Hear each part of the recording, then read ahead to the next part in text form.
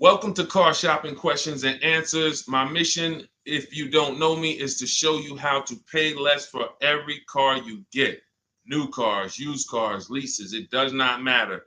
I teach a simple seven-step formula, a simple seven-step formula for you to make sure you never overpay for a car. And the first step is going to be, we're going to make sure we decide whether we should be buying or leasing our next car. The question of buying or leasing your car is a question about how long you're going to keep it. The second thing we do is make sure any car we have right now, we have to get the most money we can for it. That is a big deal. You cannot focus on the car you're buying without focusing on maximizing the value of the car you have right now. If that car was worth 8, but somebody talked you into taking 6, you lost 2,000. So we call that an equity assessment. Then we do something called deal focused budgeting to make sure we know what a great deal should look like.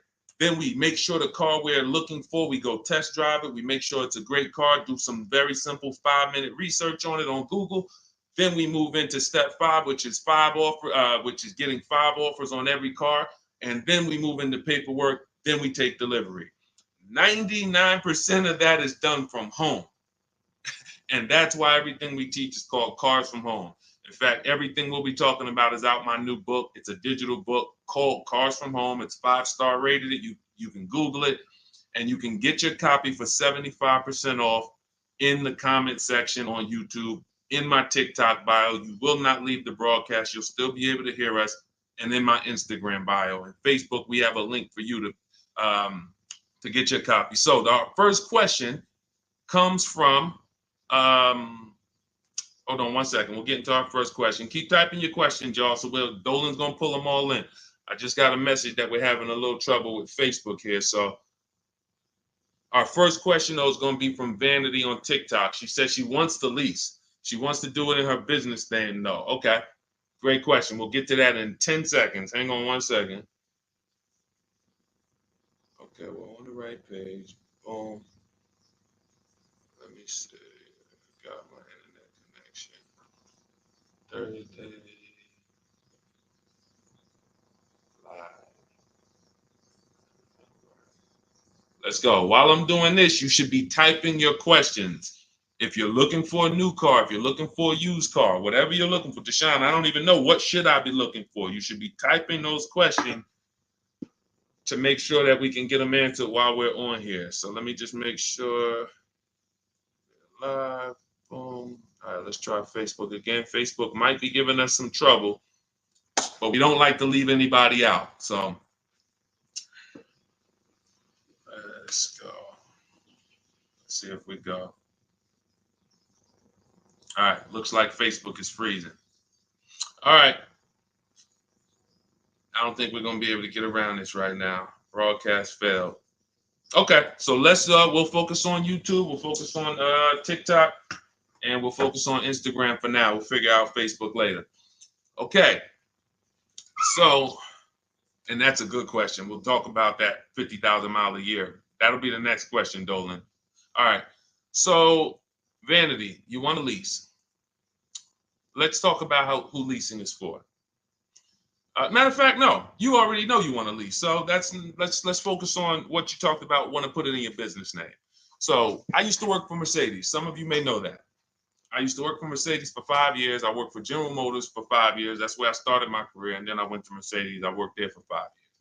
Now, we had a lot of people getting cars in their business name, realtors, people who use the car for business. And then you had commercial leases. Then you had people who did like big business. They were putting cars in their business name and they needed commercial financing. General contractors, electricians, things of that nature. Most people, that's not going to be you. You're like the realtor. You are using your car and you're trying to see, well, can I put it in an LLC? Now, here's the problem that you need to make sure this is not you. We've never seen a day where anyone can come on and make a video, and if that video scratches the people's ear, if it's like, oh, that sounds like something I want to hear, then it could do well, and it could be totally wrong. So we have people telling people you can put cars in your business name, but the car is not going to be used for business. And here's the problem. When the IRS comes to audit you, they're not going to be around. So what you need to make sure of is if you are putting your car in your business name, you're actually using it for business.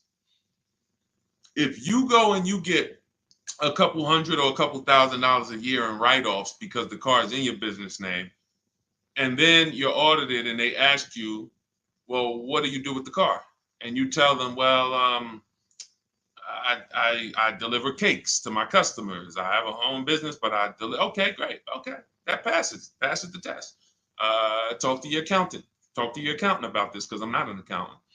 But if you are a teacher and you're buying a car in your business name and you have this LLC that you haven't really kind of decided what your business plan is, but yet you're writing off mileage or writing off payments or maintenance on your car, you have nothing to prove when they come and audit you.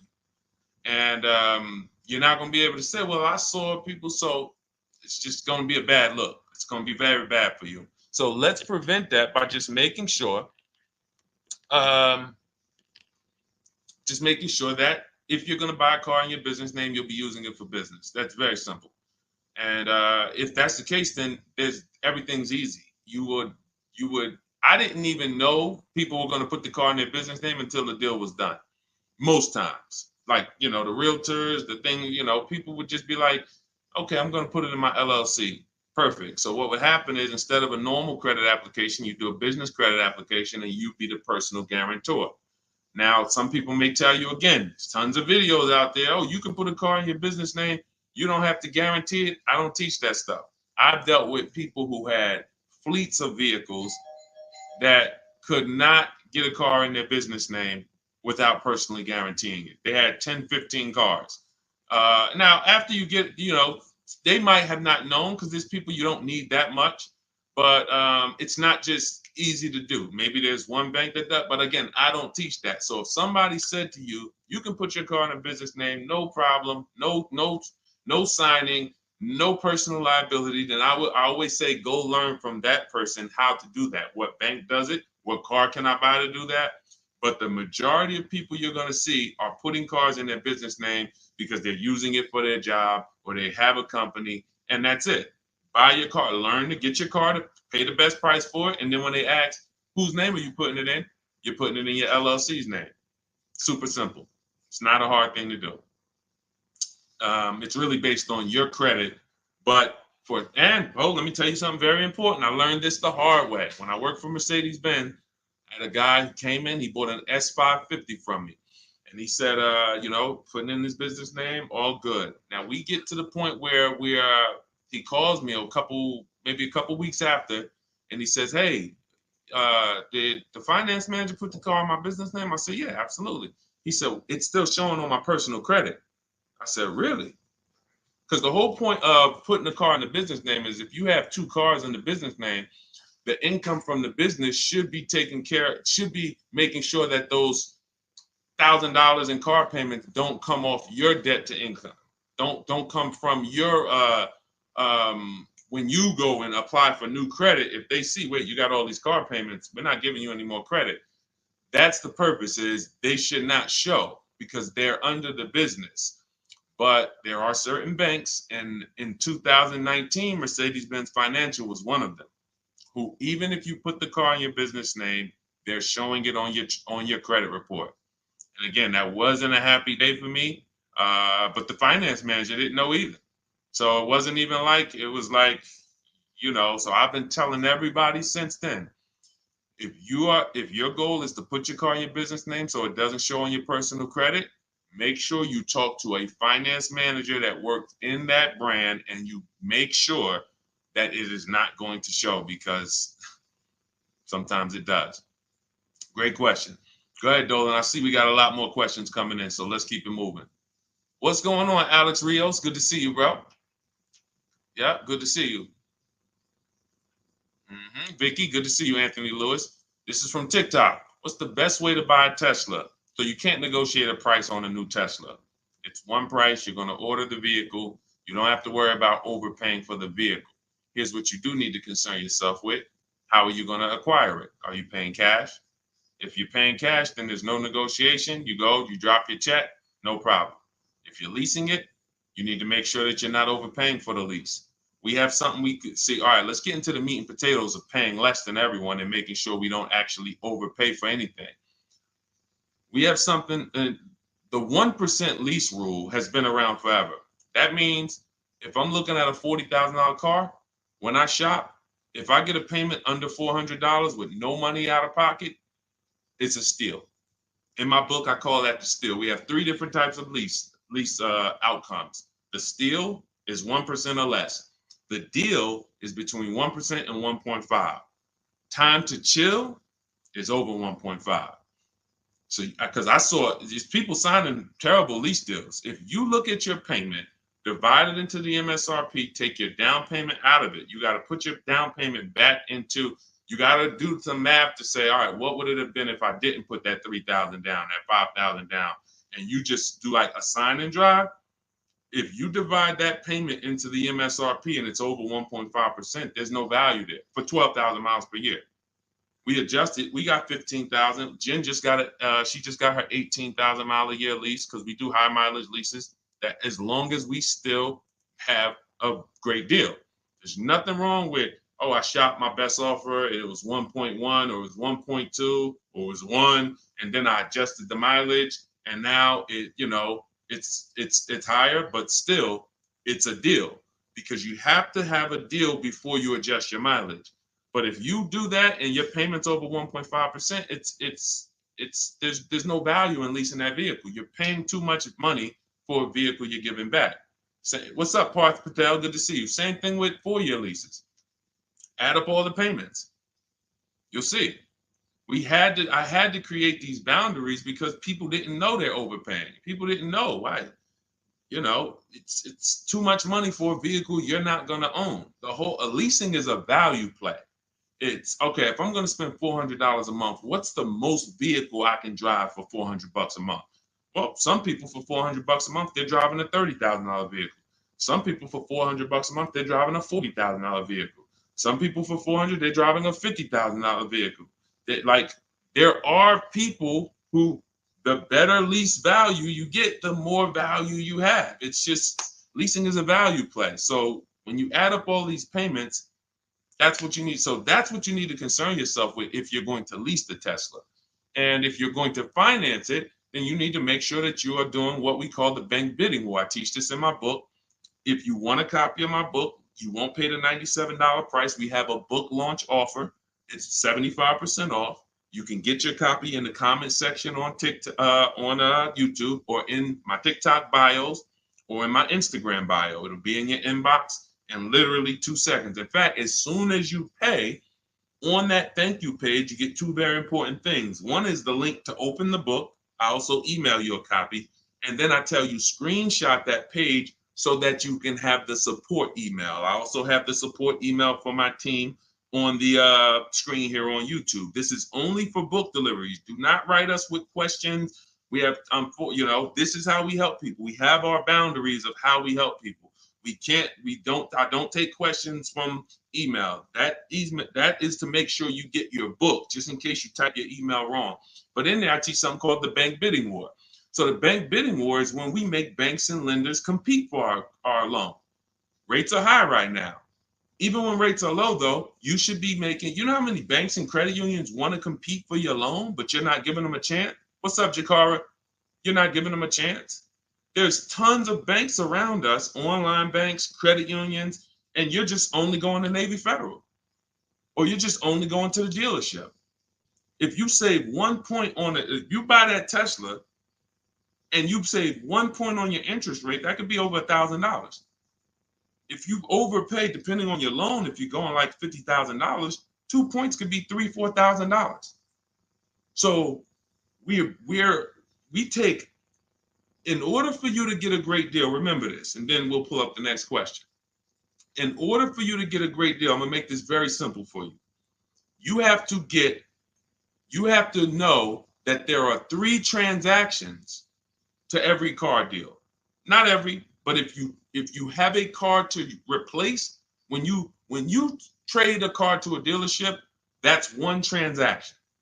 That's why there are companies out here that want to buy cars. They don't even sell cars. They just want to buy them. They're wholesalers, and then we have companies that want to buy cars. They don't care if you buy a car from them. They just say, "Can we buy your old car?"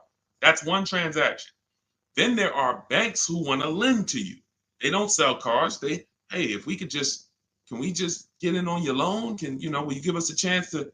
That's another transaction. And then buying your car from someone, that's a third transaction. So in order for you, so when you say, all right, I need to make sure I guarantee I got the best deal, then you need to start doing what we do, which is understand there's 3 transactions and bid each one out. You can't negotiate your way to a great deal, but you can bid your way to a great deal. We get tons of bids when we're selling our cars. People who come, look at our car, looks great. They go to the accounting department, write a check. Here you go. Enjoy. Then we bid out our bank, our loan. Hey, and they allow you to do this. The dealers don't want you to know this. The banks don't even want you to know this. The banks really don't want you to know this. They allow you to bid out your loan. You can have 15, 20 lenders within a certain period of time. We do it. It takes us 2 days. Once you get your car, you can have multiple lenders access your credit and give you loan offers. Multiple lenders. That doesn't mean you go to dealership to dealership to dealership and let them all run your credit. That's not rate shopping. That's car shopping. That when they look at your credit report, they're like, okay, this person's going to every dealership they can and just letting everybody run their credit. That'll drop your credit. But finding a car, locking it up, in your case, it's going to be a Tesla, if that's where you go, and then coming home and saying, okay, now let me let Chase run this. Now let me let community credit unions get a shot at it. Now let me let Navy Federal. And hey, now let me let Lightstream. And I have resources I recommend in my bank. I'm in my book. No one pays me. None of these companies pay me. I hold myself to being a journalist in the purest sense. No one's paying me to get mentioned. This is who we use. This is who I use. So we have to know who these companies are and give them a shot at our business. And then we see, then the dealer might have 13 more banks. Then some people would say, oh, I don't let dealers run my credit. Well, you don't realize something. Dealers have tons of leverage with banks.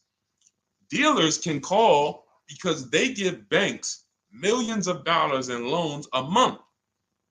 So they can call if they're trying to beat a rate. If you come in, hey, this is my rate, 6.2. Oh, listen, I need to beat this rate. The problem is when you go and let them be your first offer.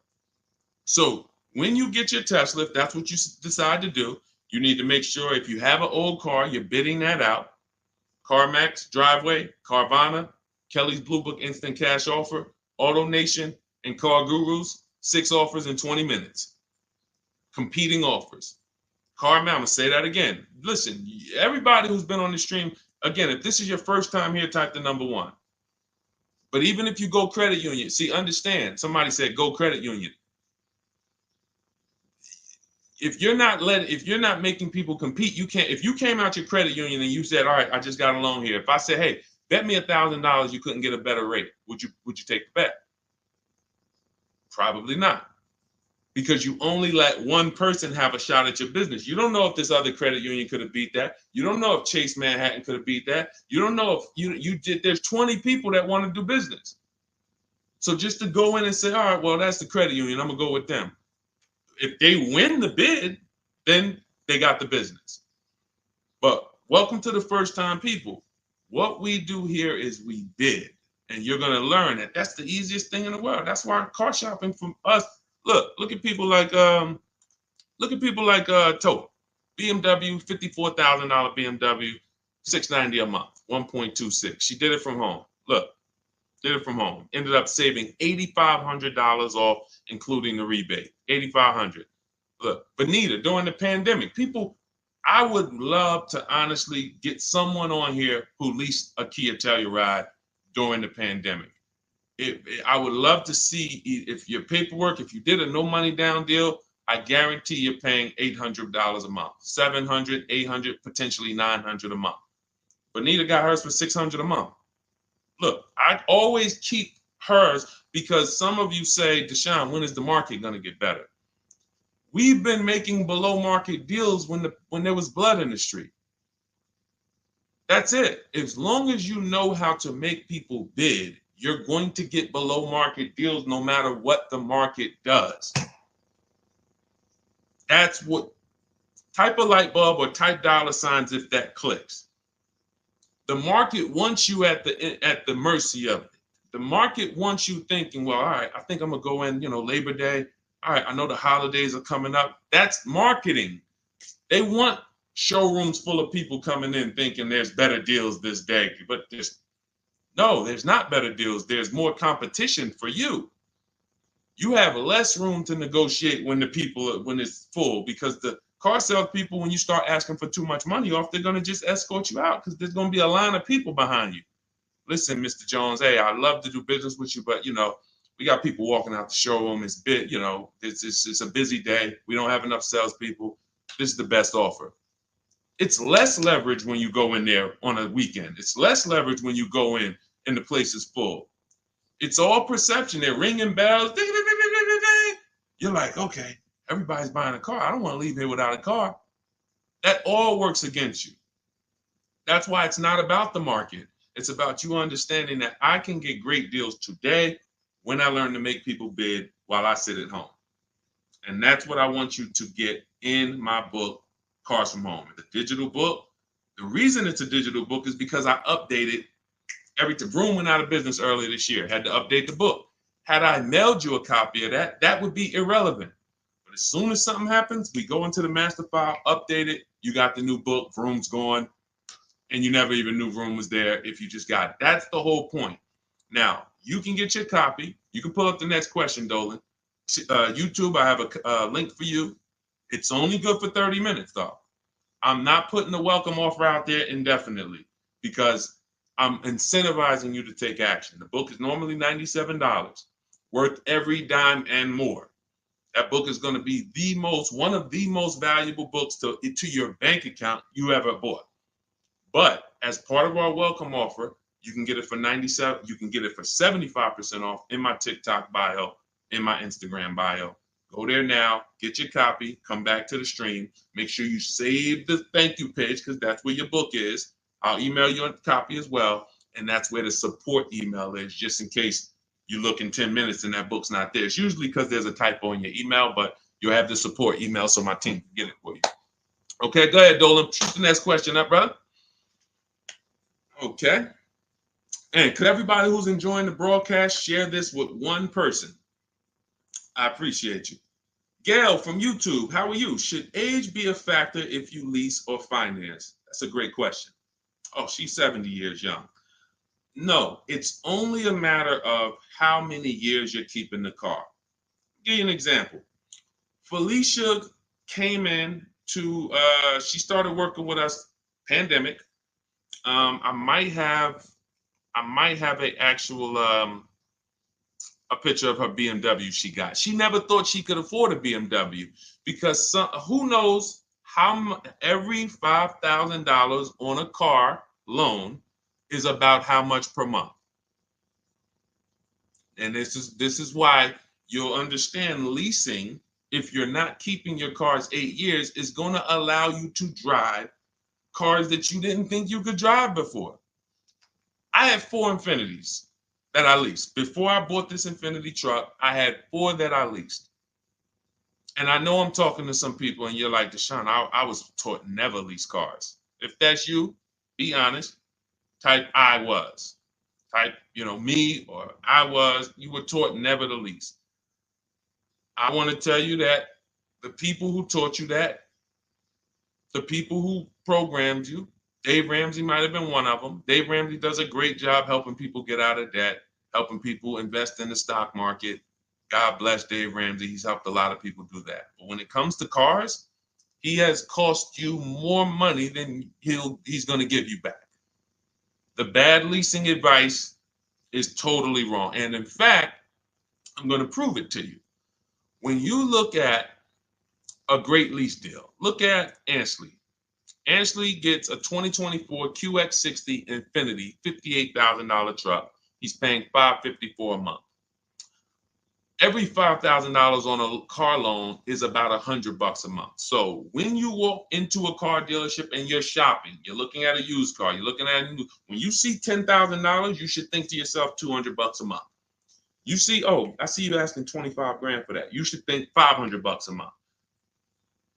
Oh, that's a $50,000 vehicle, $1,000 a month. Because here's why that thinking will protect you, because that's based on a 5-year loan. The max I'll ever recommend you go is on the 6 years. You can go 6 years. But anything longer than that, now you're in the 40-year mortgage category. What do you mean 40-year mortgage? Who didn't know that there were 40-year mortgages available? I'll do you one better. Did you know there's 50-year mortgages available? Did you know that? Who right now would sign up for a 50-year mortgage? Anybody? We got a bunch of smart people on here. Anybody signing up for a 50-year mortgage? No? Okay, I didn't think so. So when you go in and you see $1,000 car and you say, all right, every 5,000 is $100 a month. That's going to cost me about $1,000. If you go in there like a lot of people do, and this is again, look, I gotta break the bad news to you. I know that some people like Deshone, I don't like bad news, and you're not gonna like what we do here. That's just it. But here's the thing: I don't leave you there. I give you the bad news to try to show you how much money you're losing, so that you can actually snap into it and get serious about this and start winning the way we win. If I just come to you and say, you're doing so good, your car deals are just so good, that used car you bought, man, you really paid a great price for it. You really got a quality car. You got a below market deal, but let me help you do better. You'd be like, no, I'm actually doing good. I have to come to you and let you know that if you don't know the new price of the used car you bought, you don't know how much it was when it was new. How do you know how much discount you saving? All of these things that is like bad news first, that's what we got to do. So when you say if you don't know that every 5,000 is $100 a month, here's what you do. You go into the dealership and you say, all right, you look at the same $50,000 car that should register at about 1,000, and you say something like this. Could you get that to like 700, something like that? Okay, how much money could you put down? I could probably put down like 10. Okay, even if you put down 10. Now that should, in your mind, if you went from that 50,000 to 40, you should be like, okay, well, even if I put 10 down, I'm still going to be around 800. But here's what they're going to do. They're going to put you into a loan that's so long, you're not going to even realize it. And I've had people who come to me with cars and they're like, D, man, I think I'm ready to switch this car, man, but the dealer telling me I can't get out of it. I said, all right, how much you paying? All right, payment's not too bad. All right, you know how many years, how long is the loan? Oh man, I ain't even asked. Okay. You already telling me where we're going. This is gonna be bad. Man, you in a 96-month loan. You in an 84-month loan. That's what not having these things in mind becomes. So going back to Ashley here, if he walked in to get that same 2024 Infinity that he just leased for $554 a month with, look, first month's down, first month payment, he gave him $554, drove off in an almost $60,000 car. That would be $1,200 a month almost. $1,200 a month. I told you, 4 leases I had. If just Infinities. I had a G62 and then I had a Jeep Grand Cherokee as well. But 4 Infinity leases, these were $40,000 cars I was driving for under $400 a month. Cars that would normally cost, cars that people are out here paying $700, $800, $900 a month for. Because they believe the never lease a car lie. They believe, oh, leasing is renting. Okay, well, I'll be renting for 3 years and then I'm gonna go and switch it up, do something else, keep all this money in my household. You go ahead and do that. Oh man, the car broke down. Man, yeah, man, it's 5 years old. Now, oh, you don't have a warranty? Nah, the warranty just expired. All right, man, listen. You go ahead and do that. That's why I say to people who you believe they owe you money. Just learning about deal structure, you'll be like, that's why I tell you, you can't get a great deal if you should have leased what you bought. So, Gail, to answer your question, no, has nothing to do with age, has everything to do with you asking the first question in my book, the most important question, which is, how many years am I going to keep this next car? That's the question you ask yourself. If y'all are enjoying what you're seeing on TikTok, could y'all keep tapping the screen, run those likes up? Can we get those likes over 1,000, 2,000? Let's just run the likes up if you're enjoying what you're hearing. That's the issue. You always ask yourself, this is the question you ask yourself, all of you who are car shopping right now, how many years am I keeping the next vehicle? And if it's 8 or more, then you're going to shop for a below market purchase, new or used, depending on your budget. If it's less than 8, if you're like, I'm honest, man, I don't think I'm going to keep this thing 8 years. You should be shopping for a below market lease, and it's not even close. It's not even close. All right? Doesn't have anything to do with your age, Gail. Go ahead, Dolan, shoot the next one up. All right. Great questions today. Keep typing your questions, y'all. We'll get to as many as we can before the stream ends. All right. This one's from YouTube. I drive up to 50,000 miles a year for gig work. I would like to lease. Here's the problem. High mileage leases are a thing. So we get a chance to dispel a myth right now, which is, oh, that leasing, they limit you on mileage. You choose your mileage. Most vehicles will write you a lease contract up to 30,000 miles per year. And I learned this when I was a manager at Hyundai for 6 weeks. It was a rough dealership. It was on the highway. People were fighting in the back, drugs in the back. It was rough. So 6 weeks I was there, and then I was like, all right, this ain't for me. But in that time, I learned something that I had never learned before, being with GM and with Mercedes. Person comes in, they drop off their lease, and they're like, I go in, we got to get the mileage off the car. And I see it's like 72,000 miles on the car. And I said, wait a minute, hold on. You lease this? He said, yeah, I always lease, because every time I used to buy my cars, I come back 3 years, 4 years, I always had tons of negative equity. I had to write a big check or roll that over, which I know because this is what I was doing with my clients. Every single car, hey, you got like $8,000 negative equity. You got to roll that over. But once I saw how he was doing it, I said, wait, hold on. I looked at his contract. He was only paying like $175 more a month than the normal lease rate. Literally $175 more per month. He gets 25,000 miles a year. And I'm like, this is great. Because $175 per month more times 3 years is much less than if he brought that car back and had to write a $12,000 had $12,000 in negative equity, which a lot of you high mileage drivers continue to have. You have the worst negative equity more than anyone. Normal drivers who buy, but they should be leasing, they're going to have $5,000-10,000 in negative equity. High mileage drivers, you guys could have 10 to 15, 18,000 because you're depreciating the value of your cars. Your car's value is like this, but your loan is just moving very slow. So that's when I started telling people about high mileage leases. Now, I haven't, in your particular case, what I would probably recommend, I have 2 high mileage strategies in my book for short-term people. One is a high mileage lease. One is something I call two cars, one payment. 2 cars, one payment is I'm going to buy my first car, or you may own a car now, and you're going to pay that car off. So let's say I'm you and I'm putting 50,000 miles on the car. You should be, quite honestly, paying these cars off sooner than later. You shouldn't be taking 5- and 6-year loans like everyone else, because I would assume with you putting 50,000 miles a year on a vehicle, that vehicle is making you money. So what you're doing when you take a long loan is you're just pushing your losses to the back. Instead of taking a shorter loan, like a 3-year loan, max 4, and then saying, okay, I'm going to drive 50,000 miles per year, 200,000 miles, I'm coming in, I'm going to turn this vehicle, and I'm going to have it paid off, though. What you're doing is say, all right, I want a lower payment. Instead of a 4-year payment for, $650, $700, I'm going to take a 6-year payment for $400.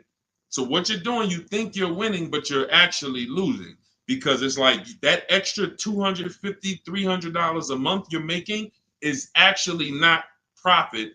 You're just you're pushing your losses to the back, because when you come back in 4 years and that vehicle has 200,000 miles on it, it's going to be worthless, but your loan is going to be like 17 grand still. You're going to owe so much more money, and you're like, wow, what do I do with this now?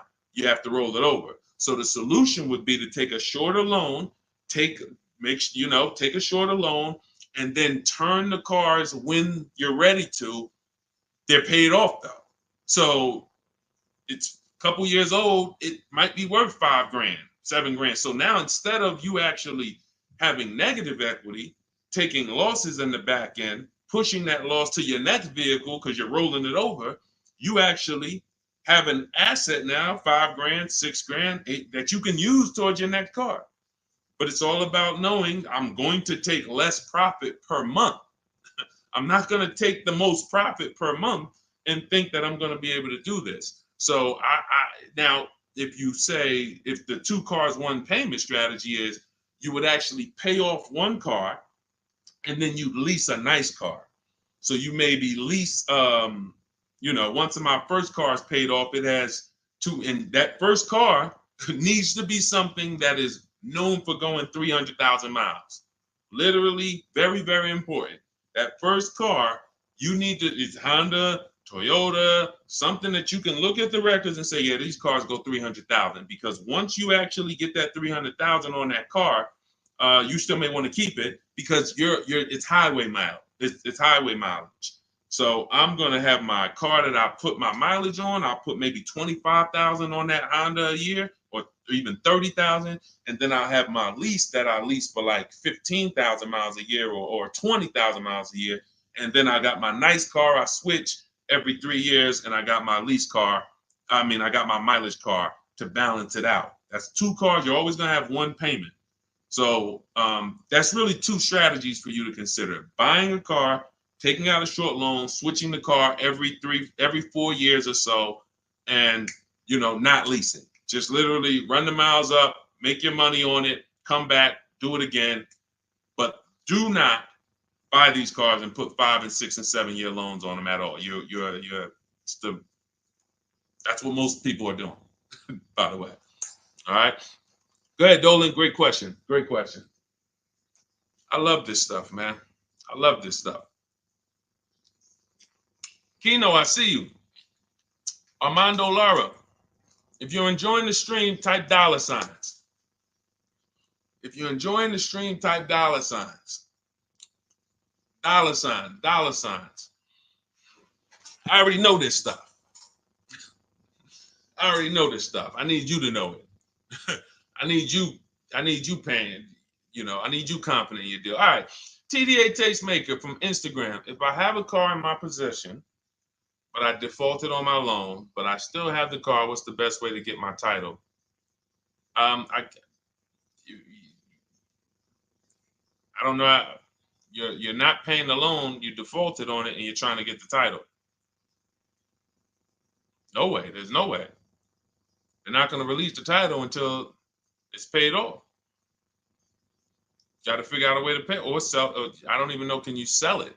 Depends on where you are. How far behind are you? We can try to get out of that car, go into something less expensive. I would try to sell the car. I would go on CarMax, Driveway, Carvana, KBB Instant Cash Offer, AutoNation, like Car Gurus. Get my 6 offers, see if you can sell it. Go into something less expensive because that repo is going to follow you. So what's happening is this is baggage. This is why I need you to either fix your credit over the next couple years.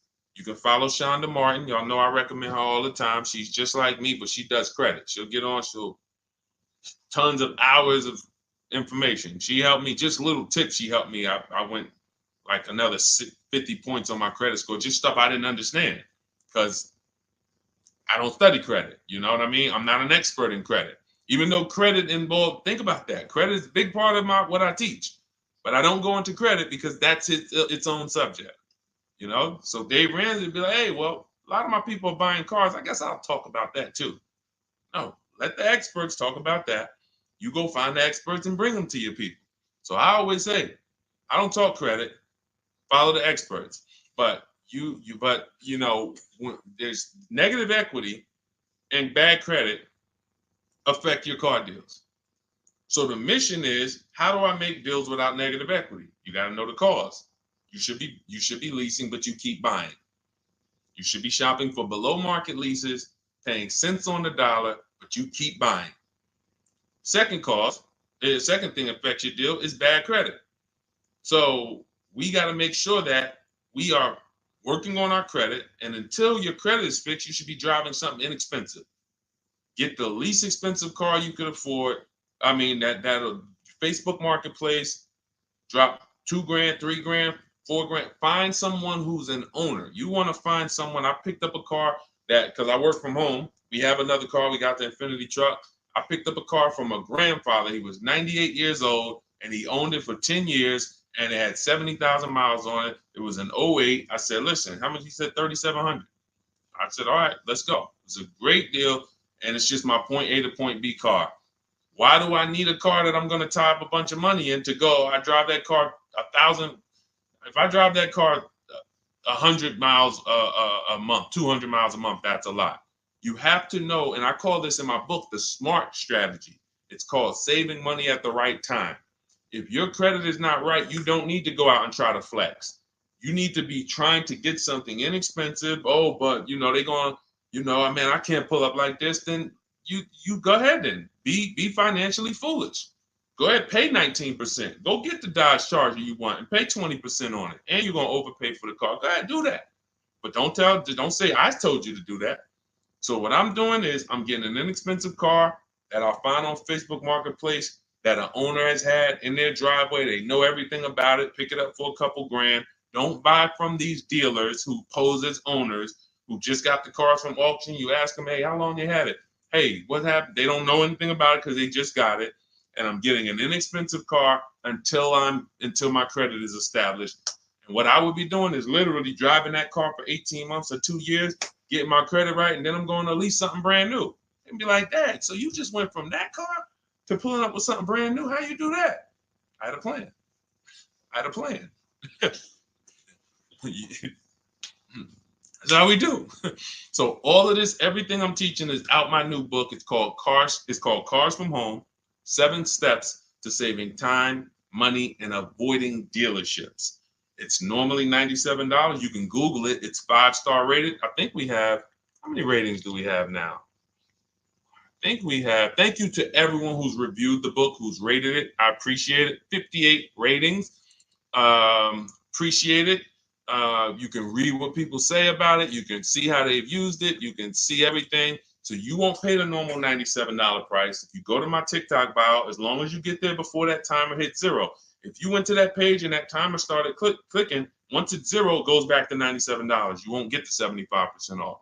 So go back, get your book, and then you can come back to the stream. But make sure when you get your book, you save the thank you page so you can have the support email just in case your book doesn't hit, you usually type your email wrong, you type in too fast. We'll make sure you get it. And then on YouTube and Instagram, you go to my bio, get your copy. YouTube and Facebook, we have a comment for you in the link. We have a link for you in the comments. Next question, Dolan. Go ahead, man. This one from Instagram. I'm doing a regular lease. I need help. Can you explain the 1.2? Okay. Can you explain the 0.125 APR again? Should that be close to my monthly payment? Can you help? I'm trying my best, but they're trying my patience. So, first thing you're going to understand is the 1% rule. All right. When we go out to lease a car, in our deal focused budgeting step, this is something in our step 3 in my book. It's 7 steps. It's called deal focused budgeting. That means we are budgeting for what a deal should be, not for what we could spend.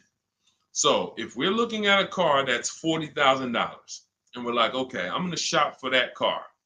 When we're basing everything on the 1% rule, which is 1%, a 1% payment is 0.01, 0.01, $400. So you take the MSRP, $40,000 times 0.01, $400. That's the 1% lease deal. Anything lower than that, now you don't get these deals by negotiating. We get multiple offers. Some people are like, Deshone, I can't get no deals like that. Well, we got tons of them. If y'all want me to show them to y'all, we got tons of them. But anyway, that's a steal. That's not a deal. I call that a steal. Anything less than this, you stole a vehicle. Now, the 1.5% rule, which is 40,000 times 0.015, that's the max. That's the max. We're not going higher than that because once you add that up for 3 years, 36 months, 21,600, that's right around the cap of where we're gonna, because you got 40,000 plus taxes and everything like that. So call it around 43, 45. You want to pay no more than like 21.6 over 3 years. That's the cap. And if that's the best offer, it could be the lease program. They don't have much support. They got a high money factor. They got not much rebates, high demand, whatever it may be. But once we get 5 offers, if it's over 1.5%, we don't get those cars. So now what this person's asking about is that middle point, which is 0.0125. So we take the 40,000, we say 0.0125, that's going to be 500. So anywhere under 1.5 is a deal. Anywhere under 1.5 is a deal. The lower it is, the better it is, the more value it is. But the lower it is, how does it get lower? You're not negotiating it lower. You're getting once you see all your offers, if your offers, and again, I don't know your name because it's not on here, but if your offers aren't $175 to $200 a month difference, then you didn't shop right. When you're looking at those 5 offers, thank you. I see everybody sending gifts on TikTok. I appreciate it. I forgot. And can y'all double tap the screen? Just get those. Can we get to 1,000 likes on here? Can we get to 1,000 likes on here? Can we double tap? Can we just keep tapping the screen? If y'all enjoying y'all spending time with us, can y'all help us get to 1,000 likes? Appreciate y'all. So this is where this is a midpoint. But here's what you don't do. You do not go into the, y'all done flew. Y'all about to fly past 1,000. Look, on 10 seconds. Shout out to TikTok. Appreciate y'all. All right, so you don't go in a dealership and say, oh, well, get me to this. I want to be at 1.25. I want to be at 1.5. No, you don't do that. Because here's the thing. Ansley, he got a 1% lease deal on this Infiniti. Look, Jen on her Subaru. She just on her Honda CRV hybrid. She got a 1.3 lease deal, $512 a month, $40,000 vehicle. You don't go in and say that. You shop the offers from home, and if y'all want to do it manually, you can talk to sales managers. You can try to get this done manually. We do this totally by email without talking, because I know you probably don't like talking to car dealers. Am I right? Would I be right by assuming that? So she didn't know that her lease was going to end up at 1.3 when she shopped. Ansley didn't know it was going to be 1%. Look, Kimberly got a Maserati. Let's go to some luxury vehicles, because sometimes people think, oh, well, remember, I worked for Mercedes before I came and started teaching. So the formulas are the same, whether it's a Bentley, whether it's a Rolls Royce, the formulas and the principles don't change of multiple offers. Look, Kimberly gets a Maserati. She's paying, it was a $91,000 vehicle, 92 almost. She's paying $944 a month for it.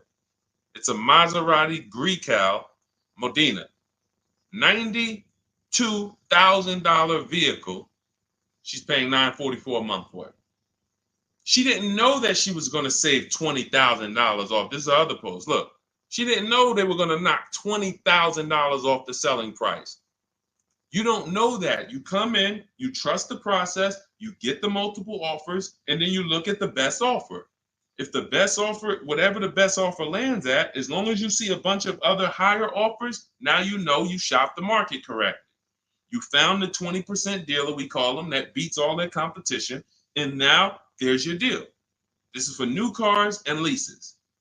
Used cars, different strategy. Different, still multiple offers, multiple options, but it's a different strategy. That's in my book too. But I want to make sure you understand this. That is how you do it. The 1.2%, 1.25 is just a middle ground. But when you shop your offers, just make sure they're all under 1.5 and then pick the best one. If the best offers is over 1.5, you got 1.6, 1.7, 1.9. That's a bad lease program. That means there's no support there. As long as you see a spread, if there's no, like, man, all of these offers are over 1.5, it's a bad lease program.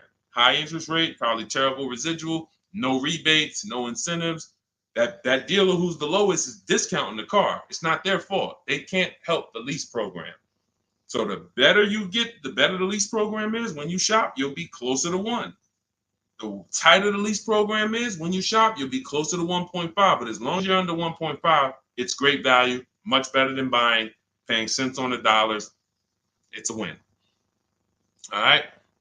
Go ahead, Dolan, shoot the next one in. And I think y'all see, I have to answer these questions thoroughly. If y'all will want me to zip through them, let me know. Type zip or type either Z for zip through or D for details. Because listen, I'll run it however y'all want it. If y'all want me to do these quick, don't go into the details, just kind of give us the zip answers, then I'll do that. But I see a lot of people talking about, okay, they want it in detail. Perfect. That's what I thought. So we're gonna keep it going that way. Now, T, on TikTok, you said, "Can you do my deal for me?" So here's the thing.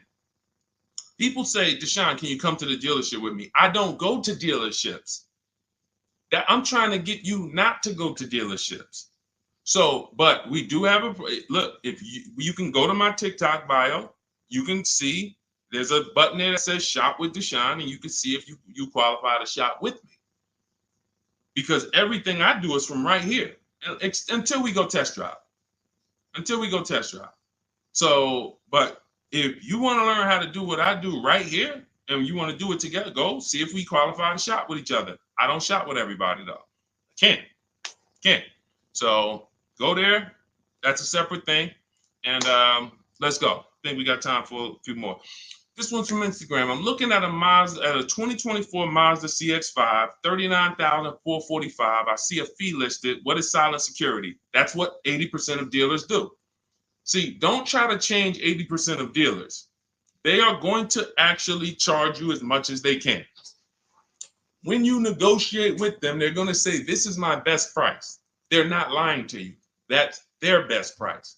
That's not their competition's best price. So when you're sitting at home, unfortunately, I think you could be from this mindset. Deshone, aren't all the Mazda dealer prices the same? There are people who think that. There are people who think like, okay, it's like the Apple Store. Like Apple Store next to me, Apple Store in Santa Clara, California, Apple Store in here, it's gonna be, these are all the same price. I'm gonna just deal with who's closer. It's like McDonald's, right? Same price here, let's go to the closest McDonald's. Nope, it's totally different. These are competitors. These are competitors, individually owned franchises. They compete against each other and they try to beat each other, which is why when you get to a dealership, what don't they want you doing? I want to give y'all some time to type this in. What don't they want you doing? Once you sit down in that seat, if they can get you to sit down in that seat, which we don't do. We never talk numbers in a dealership. We're there to test drive. What don't they want you doing when you're in a dealership? Y'all don't need to hear this from me. You've experienced it. They don't want you leaving. Thank you, Smokey. Thank you, Smokey. Newberg, yes. They don't want you to leave. Luis Soto, I see you on Facebook. Don't leave. Look, you had, so now, see, as we pull back the curtain, there's new brain cells that are being developed now, things that you weren't aware of. Now you'll see why. That's why. Because the last thing they want you to do is shop their competition. Their last thing is, hey, what can we do? Just tell me what we can do. That's why they're just gonna sit there. Hey, come on, tell me what's gonna make you happy. Well, what's gonna make me happy is you give me time, let me go home and actually, shop around a little bit. But is there a number? Is there a number that I could offer you where you wouldn't even shop? These are all trained questions to keep you there. I call them the showroom shackles. It's like as soon as you sit down, like a little, boom, little handcuff comes out. You can't go too far. So this is what you want to avoid like the plague. We do not talk numbers in dealerships. We don't talk to salespeople unless we're there for a test drive. These are things that everybody who I'm sharing with you, from Greg to Danielle with her Audi lease, Eddie on his pre-owned, on his Toyota, got a brand new Toyota last year, still during the pandemic. It was still, look, he said, I shopped around. I was able to get everything I wanted, plus more, $2,086 under MSRP in a 1 week window. 1 week. So this doesn't take a lot of time. Some of you like, Deshone, well, I only got a couple days. Could I make a deal in a couple days? Look, not even Eddie. I'll give you one better. Look at Ansley. Ansley's got his, Ansley, look, on his 2024 Infiniti, he said, look, I started the process Saturday. I accepted a deal Monday. I need you getting these deals in 90 minutes. 90 minutes. I have never gotten any car that I ever got spent more than 2 hours on the whole process. Never. From home. Now, I want you to spend more time than that shopping. Shopping is deciding what you want. Going test driving, going seeing cars, seeing options, looking at cars, deciding that. No rush on. We don't let anyone rush us on that. But when it comes time to get the below market deal, 90 minutes. We got the internet. Why should it take me more? We do everything we do. So look, 2 days, Ansley did it. This is what you have to do. Like, get out of that old process of being trapped in dealership and realize, Messing King, the dealership you're looking at is just one of many. The whole area around us is one big marketplace. If there's 25 Mazda dealerships around us, you're going to know. I'm talking to all of these people. They're fighting for my business in my email. They blowing my email up. They all want to sell me a car, and may the best dealer win. It's empowering. It's beautiful. So everything is in my digital book, Cars from Home, 7 Steps to Saving Time, Money, and Avoiding Dealerships. You can get your copy for 75% off as part of our welcome offer. How the heck did we go from 500 likes to 3,200 likes on TikTok? Shout out to y'all. We on 2 TikTok channels right now. But y'all done blew this one up. Appreciate y'all. In my TikTok bio is your copy of Cars from Home. You'll also get the bank bidding war blueprint for those of you who are financing, and teach you how to make banks and credit unions bid, and everything step by step. You won't pay the normal $97 price. You get there before that timer hits 0. You'll get it for $24, which is 75% off. Same thing in Instagram. Go to my Instagram bio now. Before the timer hits 0, you only got 30 minutes. Get your copy for $24 instead of $97. And on YouTube and Facebook, we have a link in the comment for you guys to get yours for 75% off. All right, Dolan, let's roll with I think we got time. Let's see how many. Go ahead, shoot the next one up. Looking at the clock. I have front bumper damage on my Ford EcoSport and 3,500 negative equity. What should I do? There's only 2 things you can do to get out of negative equity and into a new car. One of them, there's 3 things actually, but one of them doesn't get you a new car. Negative equity, I call the bad credit for people with good credit. It's the only time I see people will walk in the dealership with a 750 or 800 score, they leave with no car. Negative equity stalled the whole deal. So what you want to do is you get your bids, Young King, you get your bids from these companies, CarMax. This will take you 20 minutes. This is step 2 in my book, the equity assessment.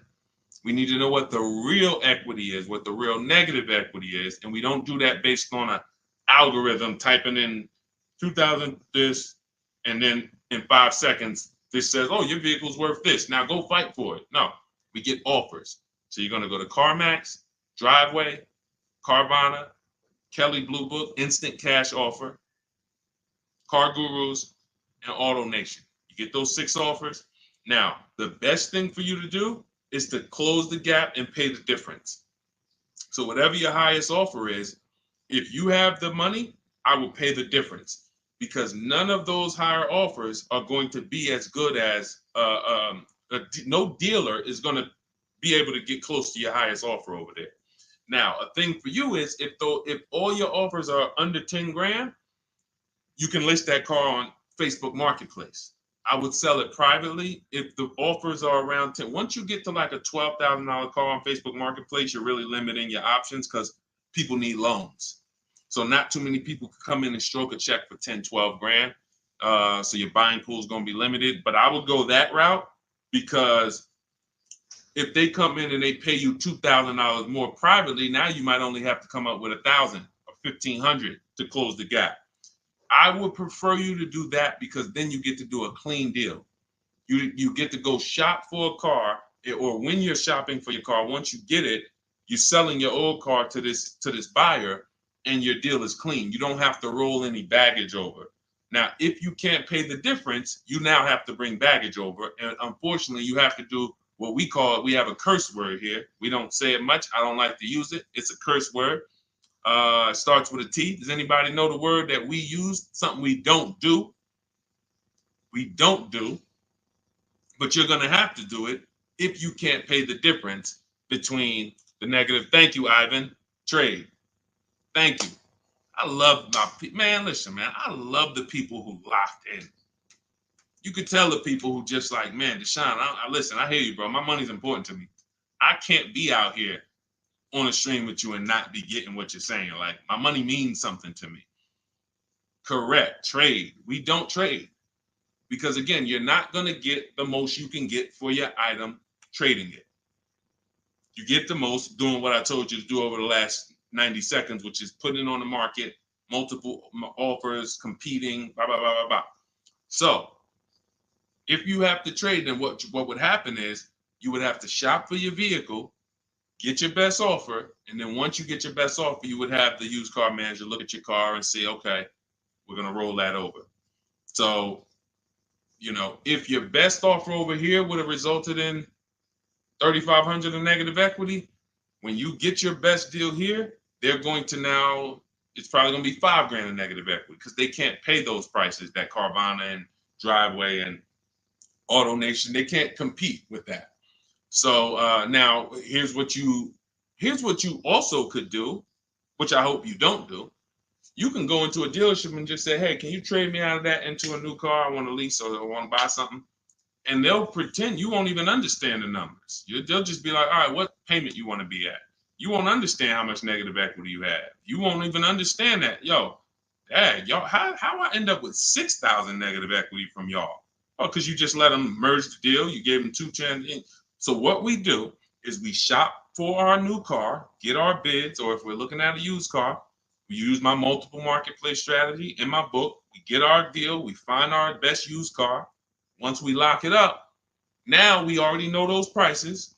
We know what our all-in price looks like, because whenever we get a price, we get it all in, taxes, everything in. And now it's like, all right, can you tell me how much you would pay me for my car? So now it's like, oh, okay. Now you can see, oh, it's 3,200 in negative equity. You need to see the numbers. You don't need to. I want you to see them so that no one can be pulling the wool over your eyes when it should have been 3,200 in negative equity, but they're going to turn it into 6 because you just came in and said, all right, y'all get me into a car. Just make the payment nice. So we always separate our transactions and bid them out, even if we have negative equity. That's not going to change. But in your particular case, if you have too much negative equity, you can't pay the difference. You lose the ability to bid out your car, which is a major part of what we do. We bid out our car so we can maximize that. If you can't pay the difference, you now have to trade, and one step of the bidding process you can't do, which is why I say stay out of negative equity. You should be going into a lease. It's no way. Only people who should be going from negative equity to another finance is if you had an emergency. which means like, okay, Deshone, I had a small car and my wife just had twins. Like, I had a two-seater, I had a coupe. She's having twins. Now we need a bigger car. I was going to keep it 8 years. I was going to keep the car 8 years, pay it off, keep it. But now this doesn't work for me anymore.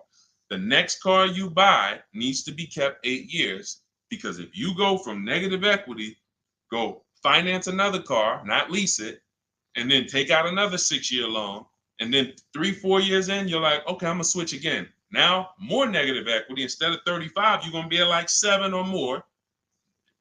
And then, oh, let's roll that over. And it's just a repetitive cycle of always having a car payment, never paying the car off, and always have it paying for your old car in your new car. Negative equity, the devil to your car deals. The bad credit for people with good credit. Stay out of it. Learn the lease. All right, y'all. Listen, we just hit the hour mark. Great job. Thanks for everybody who tapped in. I hope you got a lot of value out of this. Again, some of you who are like, Deshone, I need the blueprint. I want everything you teach step by step. Walk me through each play. My book is called 7 Steps to Saving Time, Money, and Avoiding Dealerships. It's a digital book. It'll be in your inbox in literally 2 minutes. Go to my TikTok bio, use the 75% off link. Go there, you'll have it. But make sure as soon as you activate that link, Instagram too, you screenshot the thank you page. As soon as you pay, you get the thank you page has the book. You scroll down, it says click here to open your book. I also email you a copy, but I want you to have that support email just in case you type your email wrong or something and it's not there. You can get in touch with my support team so you can get your book immediately. YouTube, we have a link for you, as well as Facebook in the comments. Use the 75% off link. You won't pay the $97 price. But again, if you missed it, and that you was like, Deshone, I went there and that countdown is 0. It's back up to $97. It was a 30-minute offer, and I've been saying that for the last hour I've been on here. So it's still worth it at $97. There's no one who's going to get that book, use it, and be like, Deshone, that wasn't worth $97. You'll be like, Deshone, this is, I got a bunch of books on here. I'm going to end with this. I got a bunch of books on here. I'm going to be honest with y'all. I can't tell you if any of these books are actually saving me thousands of dollars. A couple. I got some good ones. Don't get me wrong. This will be a book, when you look at all the books you ever got, this will be top 3, guaranteed, where you said, this book saved me more money than any other book that I own. Top 3. That's Cars from Home. And that's the standard we hold it to. It's already 5-star rated. And if you use it already, please go to Goodreads and add to the ratings. We'd love to see it. All right. I'll see y'all on the next stream. It's always a pleasure. God bless you. Keep winning. And make sure you send me your success stories by email. I want to see your car deals. All right. God bless.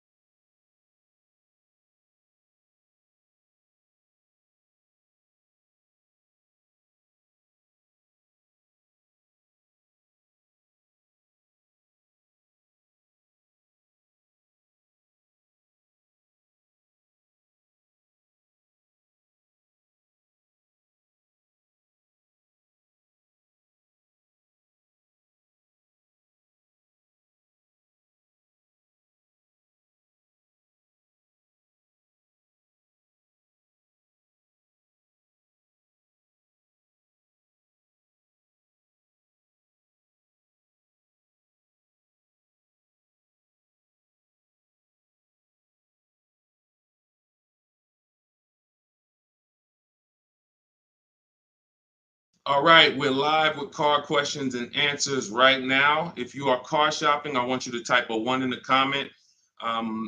Right now, everyone's overpaying for cars. It is absolutely, it's crazy what I'm seeing right now. And as someone who spent 14 years in the car business, I cannot believe that people used to take car buying, people used to get okay deals. Back then, people weren't getting, hammered the way they're getting hammered now. But I see these deals. I get DMs all the time. People are sending me the prices they're paying, and I can't believe it, and I want to stop it. So what we'll be doing right now is making sure Anyone who's shopping for a car, I want you to start asking your question. We got our first question coming from TikTok. As you come in, share the broadcast with some, if you enjoy it, if you're enjoying what you're hearing as we talk over the next hour, tag someone in, because most likely one of the people that I'm talking about who's out here overpaying for cars is someone you know. So no, I guarantee you no one will ever be mad at you sharing my page with them. I don't tell jokes. I don't waste time. All we talk about is thousands of dollars and how to make sure you keep it in your pocket. This whole live will be sponsored by my new digital book. It's called Cars from Home, 7 Steps to Saving Time, Money, and Avoiding Dealerships. Everyone who types a 1 in the comment on Instagram and Facebook, I'm going to send you a link to get your copy at 75% off.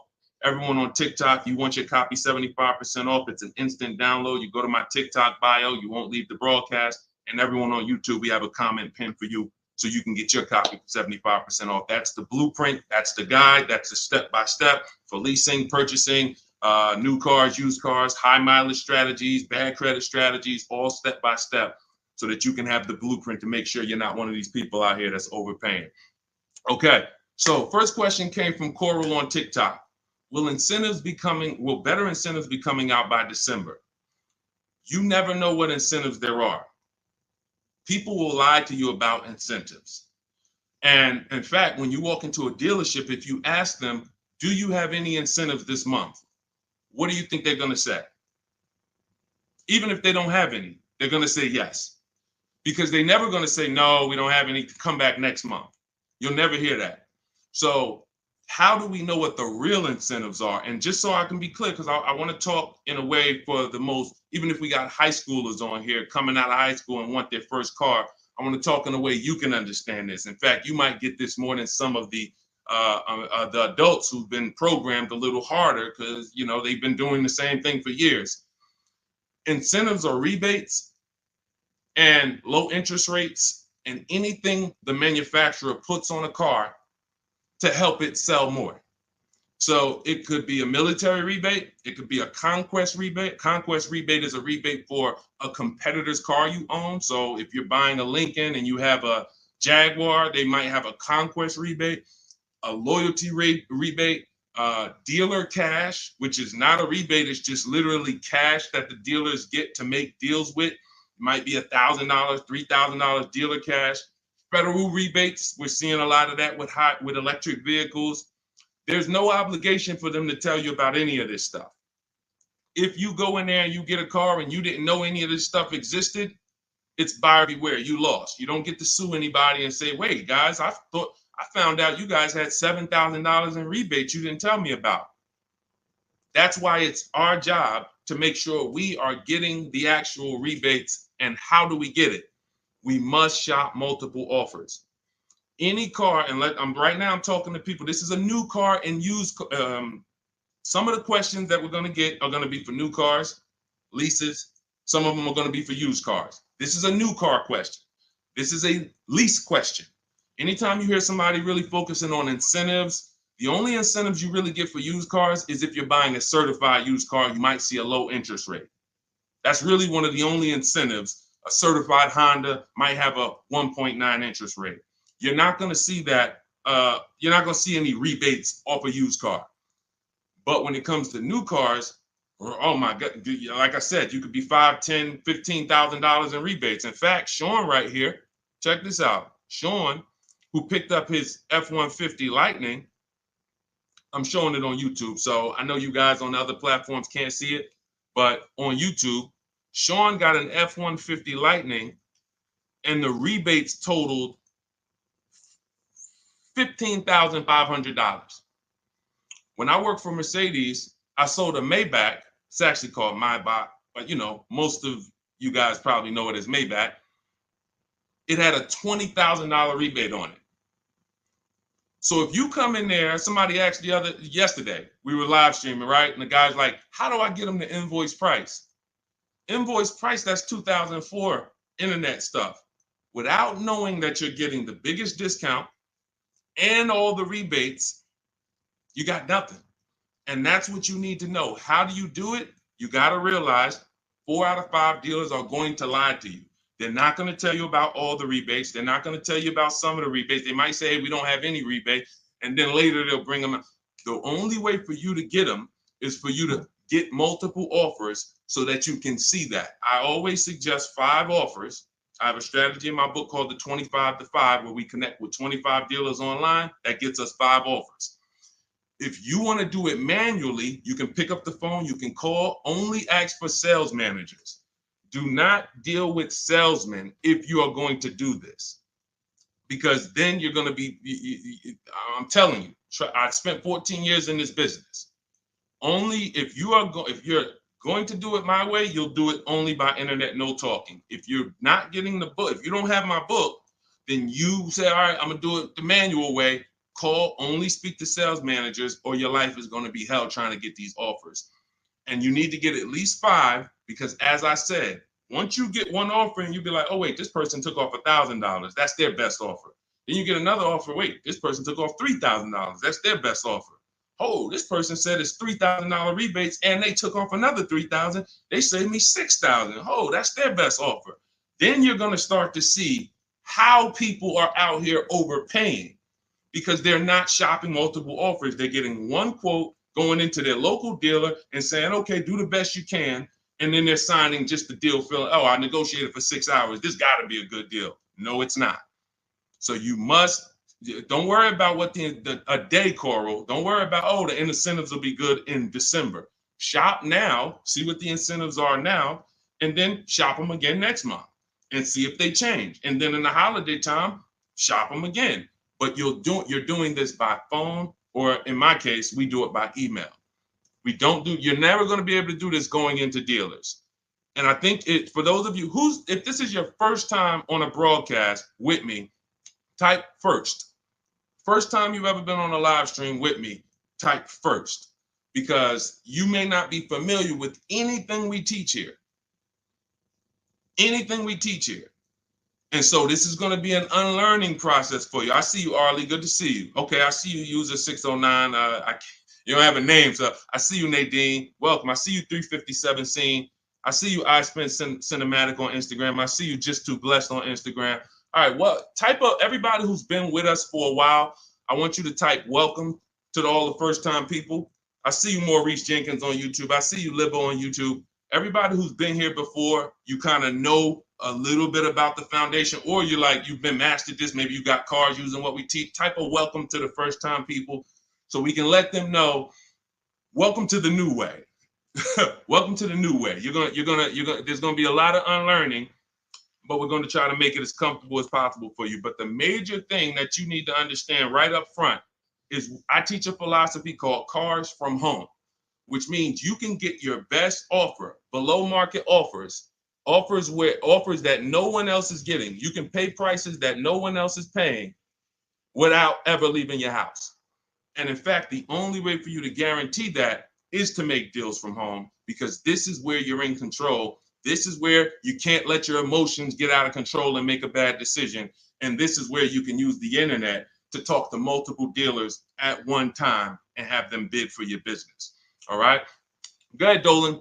Everybody type your questions. We'll continue to get to them. Coral, I think you kind of got the premise of what we're, what you need to focus on first, which is, unlearning the waiting for incentives and shopping wide, talking to multiple dealers, and actually monitoring the incentives from month to month yourself. Okay, what's up, D? This is Maurice from YouTube. What's up, D? I want a pickup truck. I like the Chevy Silverado. Okay, I know you said not to lease a vehicle you like. Okay. When did I say that? I know you said not to lease a vehicle you like. So I'm getting confused on financing and leasing. Okay. Okay, let me be clear. I never said don't lease a vehicle you like. I know you hear a lot of stuff from me, and that could be you might have gotten confused somewhere. It's all good. Here's how who's ready to finally put the leasing versus buying to bed forever. If you're ready to put The leasing versus buying. All right, Deshone, I hear, should I lease or should I buy? If you just type ready. If you're like, you know what?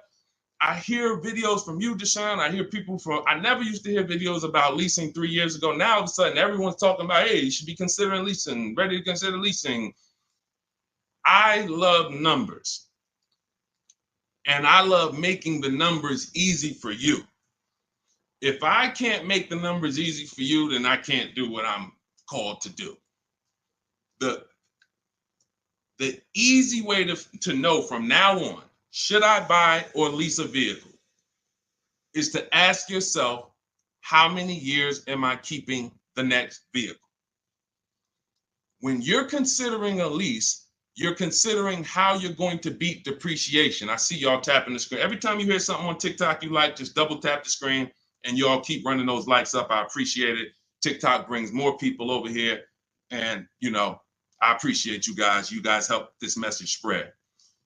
You need to ask yourself, this is the first question. In my book, some of you have it, my digital book, Cars from Home. The first question before anything, before what car I want, is how many years am I keeping the next car?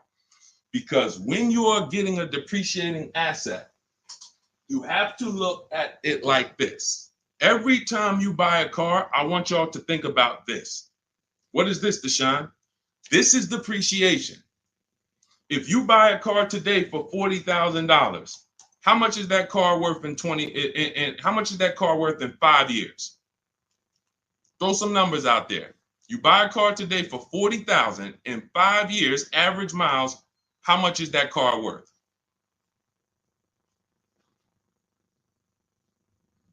How much is that car worth? Throw some numbers. 22. That's a good estimate. That's a good estimate. 357 said 4,000. You're not losing that much unless you just bought trash. Now, there is something coming to electric car owners soon, and we'll talk about that. Remind me to talk about the huge warning I have for electric car owners before we end it. 20,000. Now, check this out. If you buy a car for 40 and it's worth 20, okay, that's good. That's half in 5 years. I think it's going to lose more than half in 5 years, quite honestly. But when you're getting your car, you're trying to ask yourself, how am I going to beat depreciation? How am I going to prevent having something that I tie up money in for 5 years and that money is just losing value every time? Now, the way you beat depreciation is to keep the car a long time. Who has a car outside right now that they've had it more than 8 years? Type me. You know, if you have that car more than 10 years or 8 years, 10 years, you're not worried about what it's worth. It's going to be worth the same next year, about the same next year as it is today. That means you beat the depreciation. That means your depreciation is no longer like this. It looks like this. Today, your car is worth $8,000. Next year, your car will be worth $7,500. You're not losing that much value. Now, if that's not you, Deshone, I don't keep a car that long. 8 years, are you kidding me? No way I'm keeping a car that long. You should be shopping for a lease. Because when you get a below market lease, let me show you what a below market lease looks like and why there's no comparison to a below market lease versus a person who's buying. I'll take a random deal. Let's take Rosalie's deal. Rosalie she just got an Infiniti. I'm showing it on YouTube. Y'all can't see it, but I'll spell it out for you. She just got a $60,000 Infiniti truck. She's paying $592 a month, no money down. She gave him $592, drove off. Now, she got that price by getting multiple offers like I teach. You're not going to walk into a dealer and get that price. She contacted dealers online, had multiple dealers submit offers. The best dealer came in at $592 for a $60,000 vehicle. That's what we consider a 1% lease or less. Major value is the 1% lease rule has been around for a long time. $592 a month for a $60,000 vehicle. On the opposite end, we got people going out buying that $60,000 vehicle. If they did no money down, that's a $1,200 payment. So it's not even close. And it comes down to depreciation. All you have to ask yourself is, am I going to shop for a car that I'm keeping more than 8 years? If so, I'm purchasing. Don't think about leasing. It's not even important. Don't even think. People say, Deshone, you think everyone should lease? Absolutely not. If you're somebody who has the discipline and values to keep a car 8+ years, you should not be leasing. You should be shopping for a below market purchase, new or used. But if you're not keeping a car 8 years, you are spending thousands of dollars more than a person who's getting great lease deals. It's not even close, thousands more every year. And they're driving better cars than you.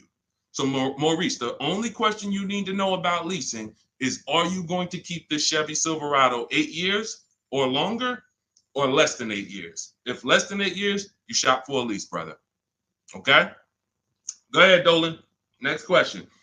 That's the formula, guys. That is the first question you ask yourself. The buying versus leasing question.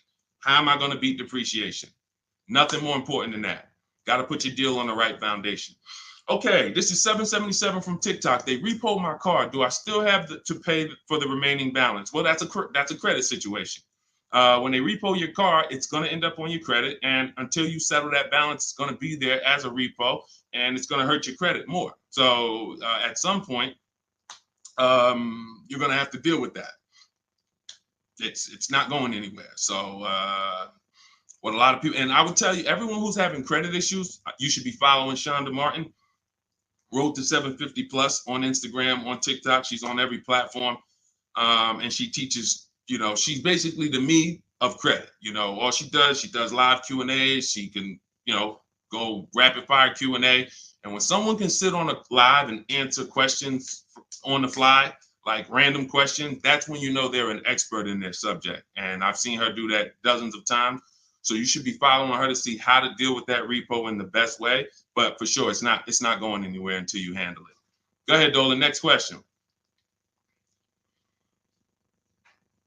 All right. This is called RAV4 EXL Premium versus CRV EXL. Which is better to negotiate discount with at a dealership? There's no way to know that. I know you want an easy way to see, which is going to give me the best discount. That's just not how it works. You have to shop the offers, and you have to see what the best offer is. If I'm shopping for a Honda, if I wanted a RAV4 EXL right now, I'm contacting dealers. I'm letting them know what I want. I'm reaching out to multiple dealers. I do it online. If you want to do it online, you can type the number 1 on Instagram or Facebook. I'll send you the discount link for my digital book, Cars from Home. You can use my scripts. All my email scripts, all my templates are in there, and you'll have the blueprint step by step. You can get your copy for 75% off in my TikTok bio or in the YouTube comments. If I was doing it manually, I'm calling and I'm getting multiple offers for this RAV4 EXL from multiple Toyota dealerships. And then I'll see, okay, the best Toyota dealer said they'll take off $4,000 from me. Okay, all right, cool. All right, now let me get the Honda deals done. So it's you don't know what it's going to be. Like give you an idea. This person, Kimberly here on her Maserati, she got a Maserati. She saved $20,000 off the price. I got the comment here. I got her post here that she posted with the details of her deal. $20,000 she saved on the price. She didn't know that she was going to save $20,000 on the Maserati. There's no way to know. You have to shop the offers, and this is why you can't feel for the bottom. You can't hope, I think we're at the bottom. I think this looks like it's good. No, you don't know that. You don't know how. You don't know. You just don't know. I know you're looking for an easy way to do it where you press a button, and it tells you this dealer here, this Honda dealer in Madison, New Jersey, is going to sell the Honda at the lowest price and give all the rebates. That'd be cool. It's not going to happen because no one dealer is going to always be the best anyway, or they'll be out of business. If you beat your competition every single time on every car, you're not making any money. You'll be out of business. So at the particular time you want to shop, the mission is to find the dealer who is going to sell you the car at the lowest price because every one of them is different. So that's what I would do. And if you use my way, you do it quick. When you're using online tools, you can do it quick. Look, Ansley got a car. He said right here, he got his what did Ansley get? He got an Infinity truck. He got a 2024 QX. He said, I started the process Saturday. I accepted the deal Monday. Got the car delivered on Thursday. One weekend. Started the process connecting with dealers on Saturday. Had offers coming in, accepted an offer on Monday. He got a 1% lease deal, $554 a month on a $58,000 vehicle. You can do this on new cars. You can do this on used cars. You have the internet as at your disposal. You just don't know how to use it. And you have you have two departments in car dealers. You have what I call the sales floor. That's who I used to work with, the sales floor. Then you have the internet sales department. The internet sales department is to try not to give you a price and to make people who are trying to shop online get frustrated so they eventually come in. That's the goal of the internet department. And you have to know that the reason why it's hard for you to get quotes online is because you don't know what to give a dealer to get quotes. You don't know, you got to give them your zip code so they can work the tax. You don't know, they need to know what vehicles are in your household. You're getting defensive. Hey, why are they asking me for this? Well, it's because they need this stuff. That's why in my templates, I give you this stuff. They need to know what cars are in your household. They need to know when your deadline is. They need to know what your zip code is. They need to know what credit they should assume. These are the things this is why, Deshone, I tried shopping online, but it was so hard. I know, because you don't know how to do it. And if you admit you don't know how to do it, then we can help. But without unlearning, without saying, you know what, I need to unlearn this stuff that I was taught, you're just going to keep repeating that. So that's why I'm bringing you this and showing you people who are just like you. You have to shop the offers. And once you do that and you learn how to do it in 90 minutes, you'll be like, oh, I can shop any offer I want. Any car I want, I can find out what the best offers are in 90 minutes. But we got to get you there. Go ahead, Dolan. Shoot the next one up, brother. Unique Devo on Instagram. Car payoff 1 year. Should I trade it? 2015 still running. Well, it sounds to me like you want a new car. Look, the cost of replacement is expensive. If you're considering replacing your car, I always say it's always cheaper to keep it. It's always cheaper to keep it. If you can put, do you have a local mechanic? You should. Everyone who has a car, especially an older car, you should have a local mechanic. Why? Because a local mechanic is going to save you 50% off of what a dealership is going to go through. There's some people who religiously go to dealerships every time something on their car goes wrong or breaks. They go to the dealership. Even with engines. Yeah, Deshone, I put a new engine in and paid $10,000. Listen, local mechanics will actually save, they're worth their weight in gold. And so if I can keep my car running, that's what you want to consider. Now, you still owe money on this car. So you shouldn't be buying cars. You should be leasing cars. Because anyone who is replacing their cars while they still have a payoff should be leasing. That's a clear indicator. There's many indicators. I gave you one. If I'm not keeping the car 8 years, I should be shopping for a lease. If you historically replace your cars while they still have loans on them, you should be leasing, because you're paying all the time. You're never getting to what I call the reward stage, which is a paid off car that is not depreciating anymore, that's in your driveway. You can keep it. You can give it to a family member. It's just a dependable vehicle. You pay a little bit every year to keep it running, but you have hundreds of dollars every year that are thousands staying in your household because you don't have a car payment. That's the reward stage. You have to get there. And if you're like Deshone, I don't keep cars that long, then you are overspending and you should be leasing, paying low payments, cents on the dollar. My first lease, I paid $256 a month for it. $256 a month. I had a Pontiac G6, brand new car. I had a friend who was paying $500 a month. Bought a Toyota. Bought it. And that's cool. If I wasn't in the car business and if I didn't have my sales manager at the time say to me, hey, why don't you lease something? I wouldn't have known. I probably would have went and bought something too. But once I saw that, I'm like, wait, I'm paying half the price of my peers. I'm driving a brand new car, and it just kept going. I leased after that, I bought a Pontiac G6. I kept that for 6 years. I didn't know about the 8-year rule at the time. I bought it 6, 7 years. Then I leased a Infiniti Q. I got the G25. It was $325 a month. That was my best offer at the time. That was a $35,000 vehicle. Then I got an Infiniti Q50 when they first came out. That was a $44,000 vehicle. I paid $345 a month. Then I got another I had three Q50s in a row. The next one was $365, and then the highest one went up to $390. I want to say $390.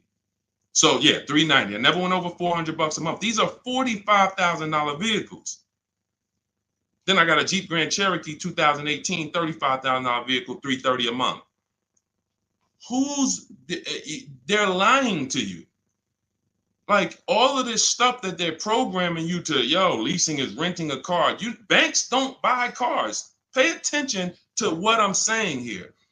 Banks don't want cars on their books. Why don't banks want cars on their books? Because they're depreciating. And look, let's address this. Rick just said on TikTok, but leasing a vehicle only gives you minimal mileage. You pick the mileage on a lease, Rick. You pick the mileage, brother. Hold on. Turn off this. You pick the mileage. Let's get into some real misconceptions about this whole leasing thing. They give you the mileage. Anytime you've ever heard of somebody going over their mileage, if it wasn't a life change situation, like, I used to live close and then I now live far, it's because they wanted to save $20 a month. The payment for 10,000 miles a year was $380. The payment for 12,000 miles a year was $405. They said, you know what, give me the $380. And then get ridiculous. If I go over, I'll just buy the car. Horrible. Why would you buy a car that is not meant to be bought? When you look at the price to buy a lease out, it's not meant to be bought. They don't want you to buy it. They want you to give it back to them so that they can sell it as a pre-owned car. So they say, bring this car back in 3 years, have 30,000 miles on it. You can buy it. You go over by 10,000 miles and then you buy it for the same price. It's just horrible. But it goes back to the fact you didn't pick the right mileage. The difference from 12,000 to 15,000 miles a year is $25, $30 a month. So when you're sitting there and saying, shoot, all right, give me the 12,000, knowing you drive 14,000 miles a year, you just ruined your lease experience. Don't blame the lease. Don't blame the lease.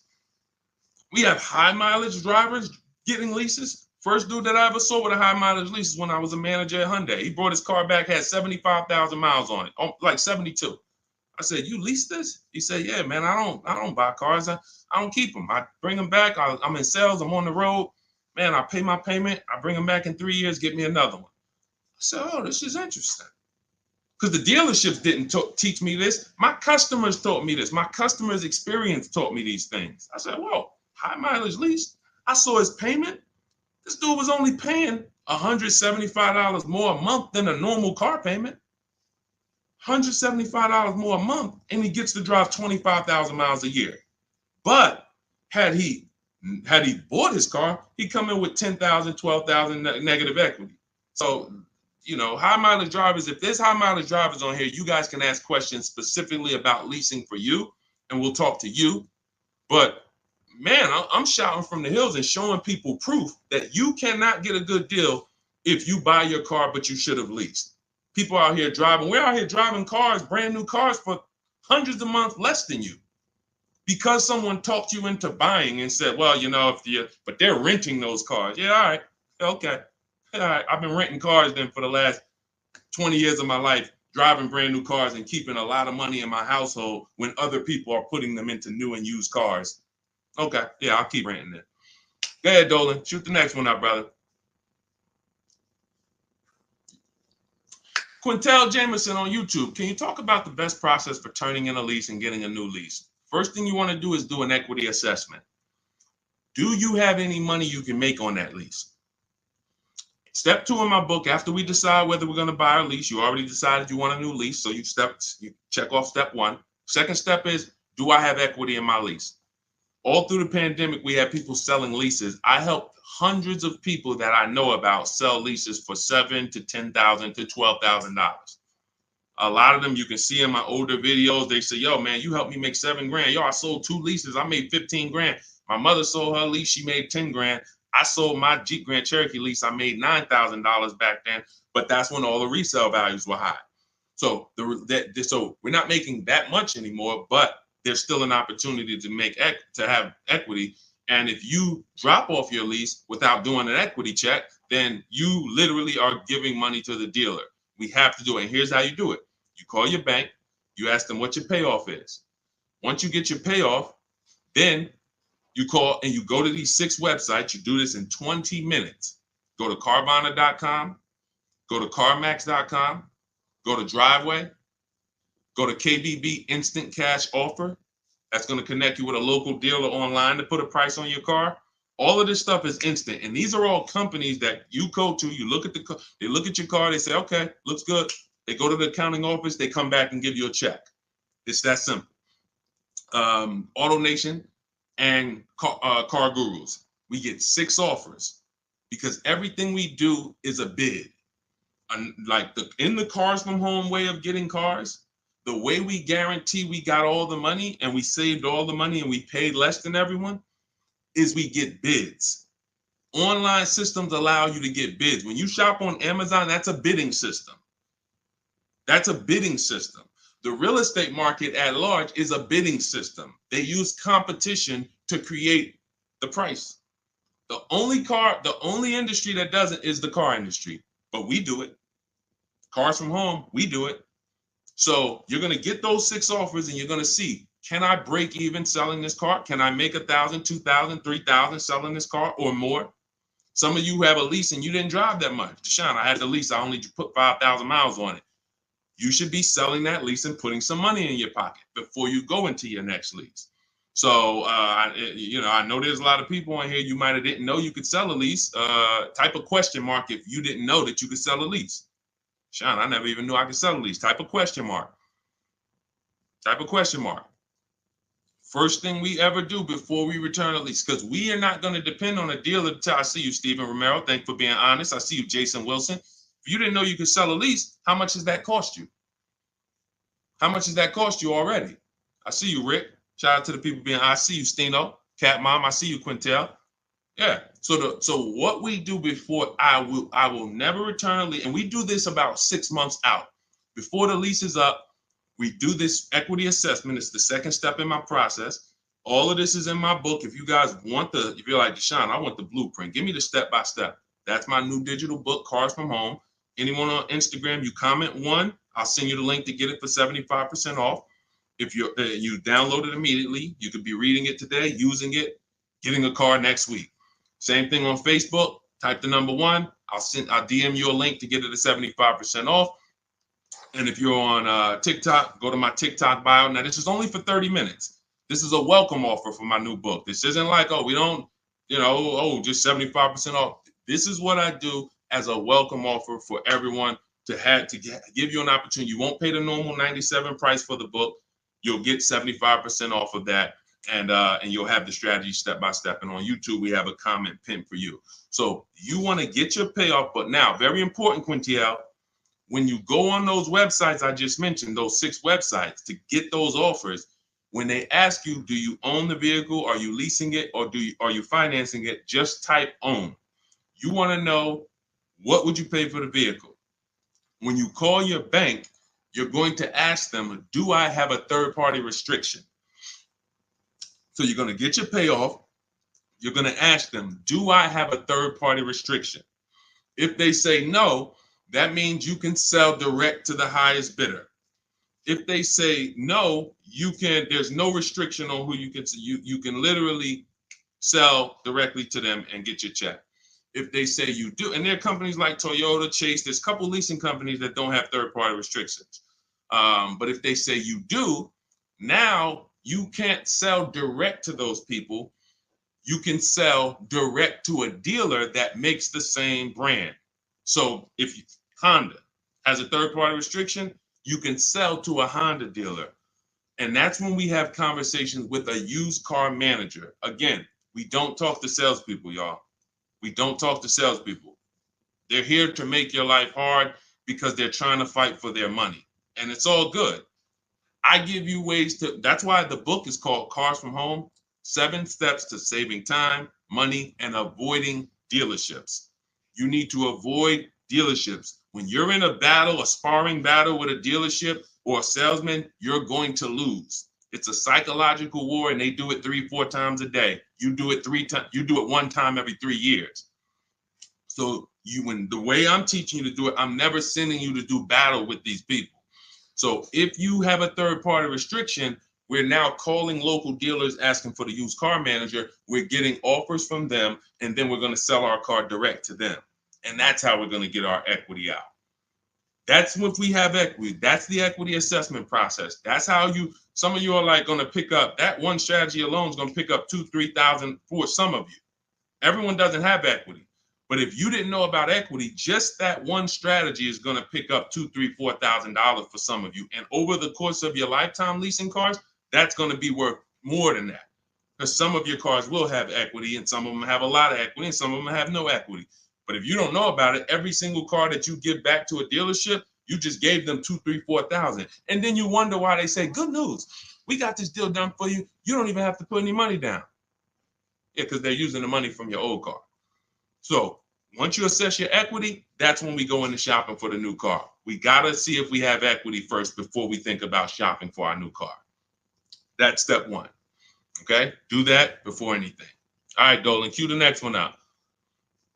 See, I'm not going to give her, if y'all notice, I'm not going to give her the whole playbook. Why? Just to confuse her? I'm not going to tell her, oh, once you do this, then go do this, then go do this. And then when you check your car, this is how you do your test drives. And this is how you make sure. And then this is how you, why would I do that? I like step by step. Does that make sense? Type the light bulb emoji if you're on a cell phone. Type the light bulb emoji if that makes sense. Why would I give her what to do at step 5? She hasn't done step 2 yet.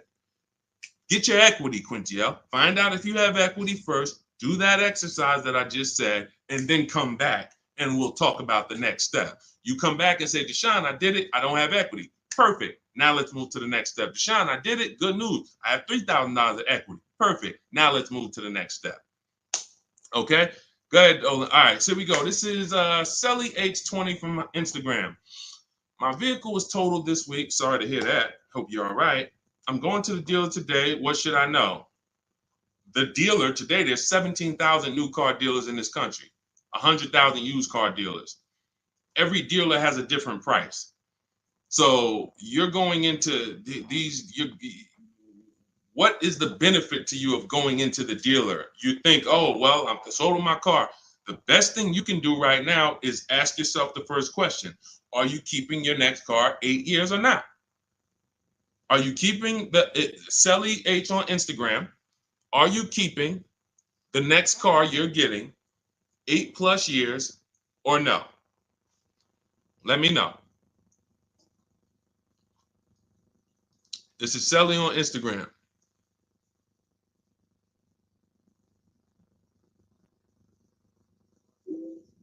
This is the first question. I want to give her time to ask. See, car buying, to pay the prices that you want to pay. It's not one step. It's not just give me this one jumbo step. No, it's a series of steps. It's a series of steps. And I think we live in a world right now that has programmed people to think, oh, I'm going to microwave my way to this whole car deal. Put it in the microwave and somehow I'm going to come out and pay less than everyone else. That's not how it works. You try that, you're going to pay more than everyone else, like all of these people out here who 9 out of 10 people going into a car dealership. If I was able to say, hey, how you doing? I see you just got your car. How you doing? My name is Deshone. They call me Deshone the Auto Advisor. You mind if I take a look at your car deal? You mind if I just take a look at your paperwork? Sure. 9 out of 10 people, I would say, all right, let me ask you a question. If I bet you $1,000 right now that in 48 hours I could find a deal way better than this that you just paid for, this contract that has your name on it, this is your monthly payment, this is how much you just gave them. Would you bet me $1,000 I can't find a deal way better than this? Not even close, thousands less than this. Most people are not taking the bet. And that's because they don't have confidence in their car deal. There's nothing else in life that you do this with. There's nothing else. You will never start a business and be like, oh, I started this business. Me and my family put up 50 grand for it, and be like, all right, well, did you do your due diligence? Did you, you would be like, yeah, we got an attorney. We did some consult. We took our time. It was a big decision for us. But a car, same 50,000. I'm going to go into the deal. Oh, and I want to make that deal today. It's programming. That's why I represent the unlearn, relearn brand, because I found when I first started teaching this, if people weren't willing to unlearn, those are the people I couldn't help. But the people who, they text me, unlearning. If you're unlearning, type the letter U, unlearning. This stuff is programming. And so I want you to really get out of that programming and realize that your safety is right at home. If you realize that everything that is going to save you money on your next car is right here in your living room, it's right in your office while you're at work. If you're traveling and you got an internet connection and you're like, man, I can make a deal from the airport. That's what it's about. The place you do not want to be is in the dealership trying to make a deal. There's no leverage there. There's no ability for you to shop competition there. And that's where everyone is overpaying at. Okay, we just talked about, Brandy, how to assess equity. If you're on YouTube, you can jump on it, watch the replay, or on the replay on Facebook. The only place the replay doesn't get posted is TikTok, but on Facebook, Instagram, or YouTube, you can see the replay. We went over how to do the equity assessment, how to call your bank, how to go on the websites, what to put on the websites to see if you have equity in 20 minutes. It literally takes 20 minutes to get those 6 offers. Go ahead, Dolan, shoot the next one up.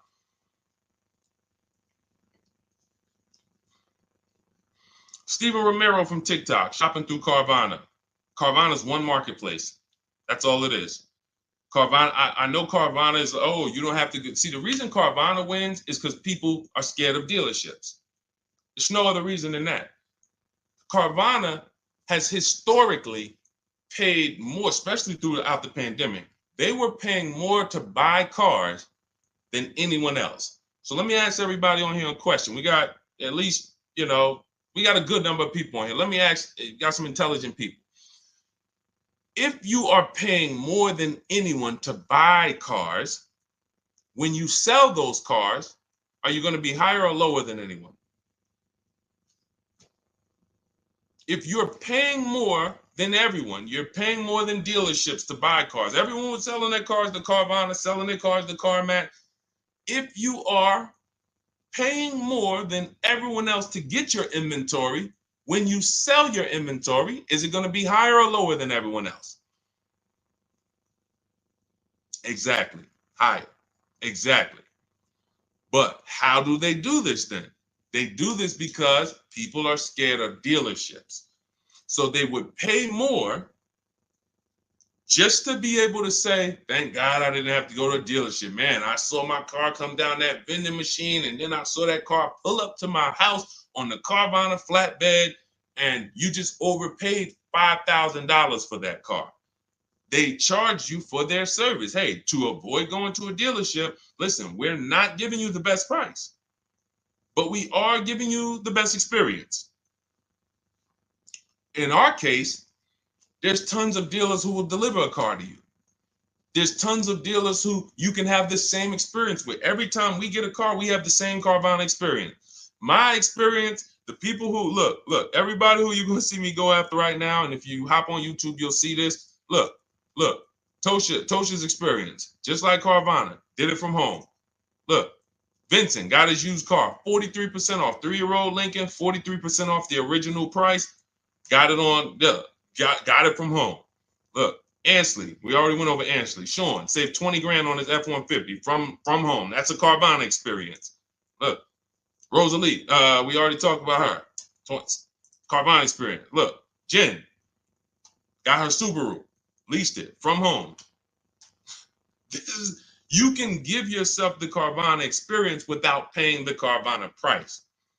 And when you're shopping for a used car, Carvana is just one marketplace. You also need to open up CarMax, Driveway.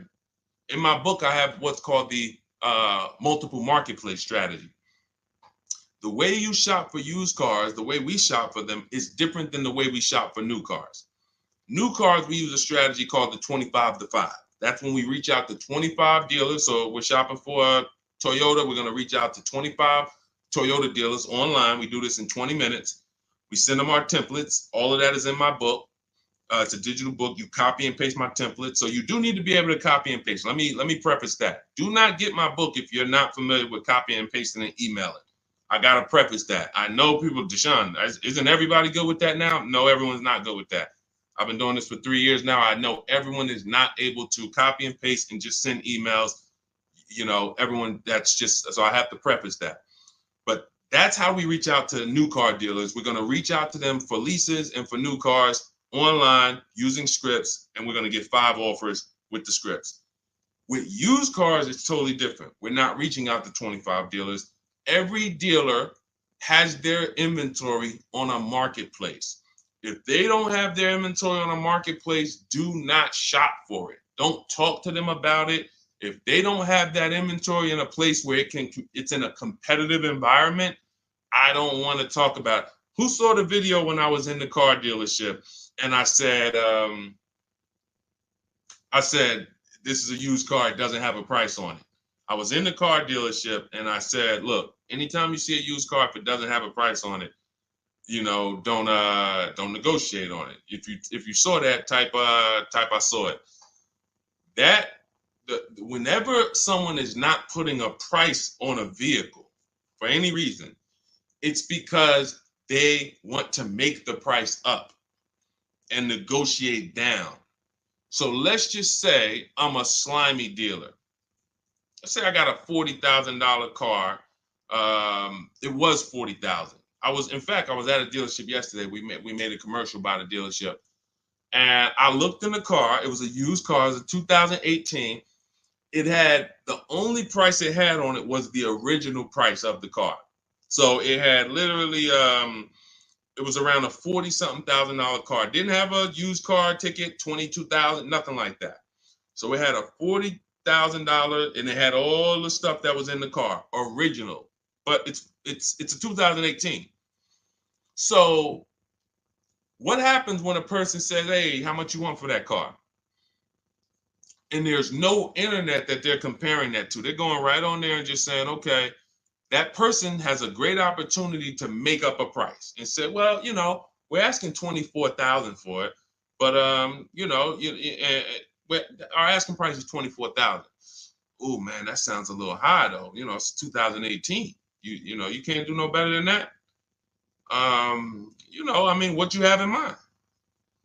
You know, I'm trying to be around 20.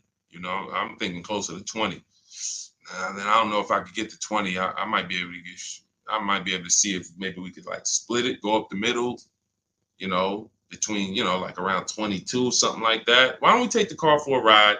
Let's see if you like the car. You're already in the mouth of the snake. You are literally a mouse in the viper's mouth. Once you've already agreed to talk about a car that doesn't have a price on it, you're done. Because let's just say if that same dealer had to list that car online, that car might have been listed for $18,000. But because you walked in and started talking about it and say, hey, well, you know, what do you think? This is how people leave happy. Man, you know, let me ask you, honey, you get home with your wife, like, you think you got a good deal on this? I think so. I think the guy worked with me because, you know, they said they was asking 24. And you know, I went in there and you know, we made a deal about 22, a little under 22. He took off 2,000 from me. No, he didn't. There was no real price. So this is why you want to be on marketplaces where all the prices are listed. Cars.com, cargurus.com, carfax.com, carmax.com, carvana.com. That's one of them. 8 market, eBay Motors, one more, Driveway. So there's 8 marketplaces, 8 major marketplaces. And you want to sit back and shop for your car like you be shopping for a TV on Amazon. And you'll realize once you start doing this, you'll see The same car that was at my neighborhood dealer that I liked, there's 50 of them within 100 miles of me. There's 50 of them. In fact, once I pull a Carfax, I'll see that one didn't even have a good Carfax, the one I was looking at. That one didn't even have the service records that I want to see. These are the things, this is why shopping marketplaces make sense. You want to shop, I talk about this all the time. It's called my multiple marketplace strategy. I made videos about it. I've been posting about this since I came to social media. Marketplaces. And again, the only people who are going to win with this are people that's locked in. People who are serious about saving their money, who take car buying serious. Everybody who like Deshone, this sounds harder. What, you want to go in the dealership and just go ahead and let them just work you a deal? God bless you. This is not for everybody. I know this. This is for the people who like Deshone. I want to make sure, and it's easy. All the people who you see me showing you, Jared, all of these people that's posting their cars, Teddy, if you're on YouTube, you can see this stuff. These people are never going back to the old way of shopping. We are never going back because this is so much easier. And once you get it and be like, man, shopping online is a million times easier. I don't have the anxiety and there's nobody pressuring me. Oh, all of these people are competing, sending me emails. Hey, can we do this? Hey, what if I get to this? What if I get to... They're never going back. And that's the world I want you to come to. I want you to unlearn that old world, come over to the new world. Go ahead, Dola, shoot the next one up. I think we hammered that point home because we get that question probably every day. Carvana, something about almost every stream, somebody said, hey, what about Carvana? It's one marketplace. And they're 99% of the time, Carvana is going to be the highest price for any car you're looking for. 99%, not 100, not 100. 99%. RL, looking to finance a Toyota 2025 Camry. Should I purchase the extended warranty? It's a great question. RL said he's looking to purchase a 2025 Camry. Should he purchase the extended warranty? So a warranty is a risk product. It's risk assessment. I might buy something and I don't use it. The key to understanding if you should get a warranty is to ask yourself, how expensive is it to fix this car? And does this car have a high likelihood of things going wrong? Give you an example, a Toyota, Honda, as long as you get a good one, and in his case, he's purchasing a new one, they have a history of inexpensive maintenance, and they have a history of things not going wrong. I wouldn't get a Toyota extended warranty. Why? Because the $1,800 or $1,500 or $2,000 I'm going to pay, I have to get that money back and then some to make it work, to make it worth it. That means $3,000 of things need to break on that Toyota for that warranty to have made sense for me to get. Now, on the other hand, when I work with Mercedes, some of you know I worked with Mercedes for 5 years. Every time I would have a client who was getting a Mercedes, I would ask them, how many years you keeping the car? If they said they were keeping it a long time and they weren't going to lease, then I would tell them after we made the deal, buy as much warranty as you can afford. That was and some of my clients in New Jersey, they can attest to that. I was very unapologetic about it. Buy as much warranty as you can afford. Because when something breaks on a Mercedes-Benz, nothing is less than 4 digits. There is no, oh, this broke. It's only going to cost us $400 to fix. Nope. So the price of the extended warranty on a Mercedes-Benz or a BMW or a Porsche or anything that has a high, and I have this, we handle this in my book in step 6. This is in the paperwork and protection step. Everything is accounted for. So everything on this stream I'm teaching is out of my book. It's everything. So when we're looking at, and where does this vehicle rank in terms of repair costs? Is it on the higher side? If so, the warranty makes more sense to get. If it's on the lower side, warranty makes very little financial sense to get. And that's how we gauge getting extended warranty. It's a risk assessment. All right, good question though. Very good question. All right, go ahead, Dolan. Shoot the next one up. Too Cool 09 from TikTok. Should I buy or lease a vehicle through my LLC or through myself, or does it matter? This sounds like you don't have a business where the actual car is being used. If you, a realtor, for an example, and could y'all double tap, keep double tapping the screen, keep running those likes up. I appreciate y'all on TikTok. Every time y'all double tap the screen, y'all run the likes up and keep them moving. TikTok continues to tell people about the broadcast. And shout out to the sharers. I appreciate you. Matter of fact, I got to jump off of here because what I'm going to do is, no, I'm not going to jump off now, but I have to do something. Somebody who shared yesterday, I got to go to my DM and I got to send her, I'm literally just talking notes to myself. Okay, so big talk about buying in LLCs lately. Big talks. You know, you see videos about it, get caught through your LLC. There's going to be tons of people audited who had cars in their LLC, writing certain things off and are not using the car for business. It's going to be very, very bad. It's coming because the IRS may come later, but they come. When they see, okay, we see people getting all these cars, they know the social media videos and people just putting cars in the LLC. If you are a realtor, for an example, when I was with the dealerships, I dealt with a lot of realtors. Came in, put cars in the LLCs. Why? Because they're on the road. They're using the car for business. They're writing off certain things, be it the maintenance, be it the repairs, or they're writing these things off. Why? Because it's actually business being done with the car. On the opposite end, you have people who have no business at all that involves that car. They're not traveling with that car to clients' houses. They're not doing it, but they want to buy the car and they want to write off tons of stuff or have some type of tax advantage. And now, I'm not a CPA, I'm not an accountant, I'm not giving you tax advice.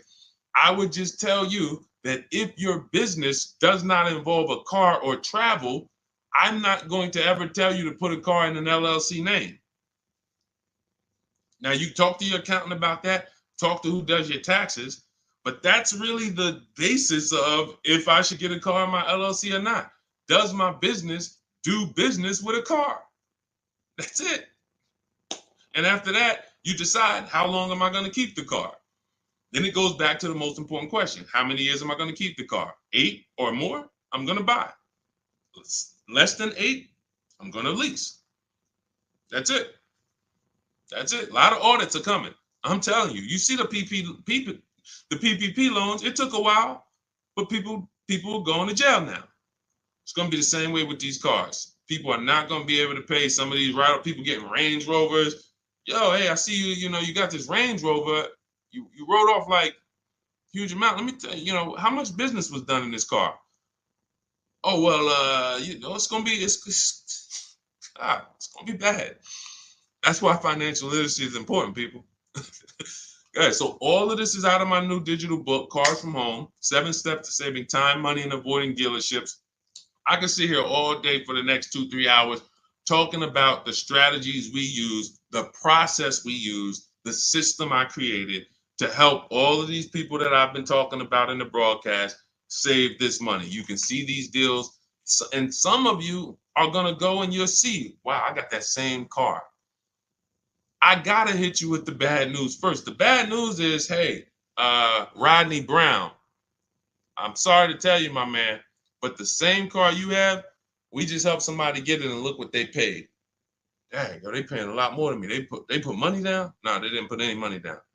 How they paying that low? It's because they know stuff you don't. They followed a process that you didn't follow. You went into the second most expensive purchase that you're ever going to make, and you just winged it. You just say, hey, you know what? It's a $50,000 car. It's a $40,000, $30,000 car, $100,000. I'm just going, I think I can feel my way through this joint. That's why you're paying the prices you're paying. That's why you're not paying what we're paying. So when you come into our world and you're like, Deshone, I want the blueprint. Everything I teach is in my new digital book, Cars from Home, 7 Steps to Saving Time, Money, and Avoiding Dealerships. So type of number 1. On Facebook, I'll send you the discount link. You can get the 75% off. Type the number 1 on Instagram. I'll send you the discount link. 75% off. That's our welcome offer. It's only for 30 minutes. And if you're on TikTok, go to my TikTok bio, get your copy for 75% off. And on YouTube, we have the comment pinned for you in the comment section for you to get yours at 75% off. And make sure you are reporting to me your deals, just like Tiffany. Tiffany, when she got the book, I tell everybody, send me your deals so that I can read them on the show. Tiffany got a Mazda CX-90, just got it, $44,820 car. From home, she said, I believe we got a great deal from what we learned in the book. Look, from home, $6,530.78 discount. Never left the house. Got multiple offers. The dealer that took, look, is a $44,000 car. She basically said, what, 15%, 16% off then that? People go in and say, hey, get me the MSR, get me the invoice price. She blew invoice price away using the book. Get your copy. It'll be in your inbox now. Make sure as soon as you purchase, you screenshot the thank you page. I tell you, you'll see it big. Screenshot this page. Why? There's a support email on there just in case for any reason you don't get the book. It's usually because you type a letter wrong in your email. You're typing fast. You can reach out to my support team to make sure that you get your book. I want you reading it now. I want you using it now so that you can be like Ansley. He said, look, I started the process on, I started the process on Saturday. I accepted the deal Monday. Doesn't take long. Doesn't take long. You can literally be signing a below market deal in 3 days using the strategies. These are not meant to, this isn't going to school. You know, I spend a lot of time in these videos warning you what not to do. In my book, I'm not warning you what not to do. I'm telling you what to do. Do this, do this.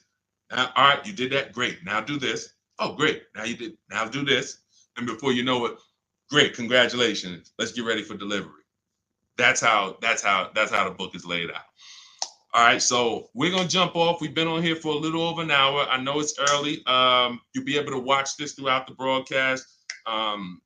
You know, I can't really answer. Look, I could give y'all BS answers, and I can get through 100 questions. If I give you BS answers, I can zip through 100 questions in 1 hour. Do Lexus give good deals? Well, sometimes got to shop around. Next question. Is there any negotiation on leases as far as monthly payments without putting money down? Absolutely. We get our deals with no money down. That's how we submit our offers. You get at least 5 offers and you'll find out what the best deal is. Absolutely negotiate. Next question. I could do that. Is that what y'all want? Let me know. What I do is if someone asks me a question, I go deep on the answer because this is car buying. This is not, this isn't, hey, I'm going to get a little, you know, I'm about to spend $100, you know, what's your opinion on this, Deshone? You know? So I think from what I know about people, I think you guys appreciate Deshone. Break it down for me.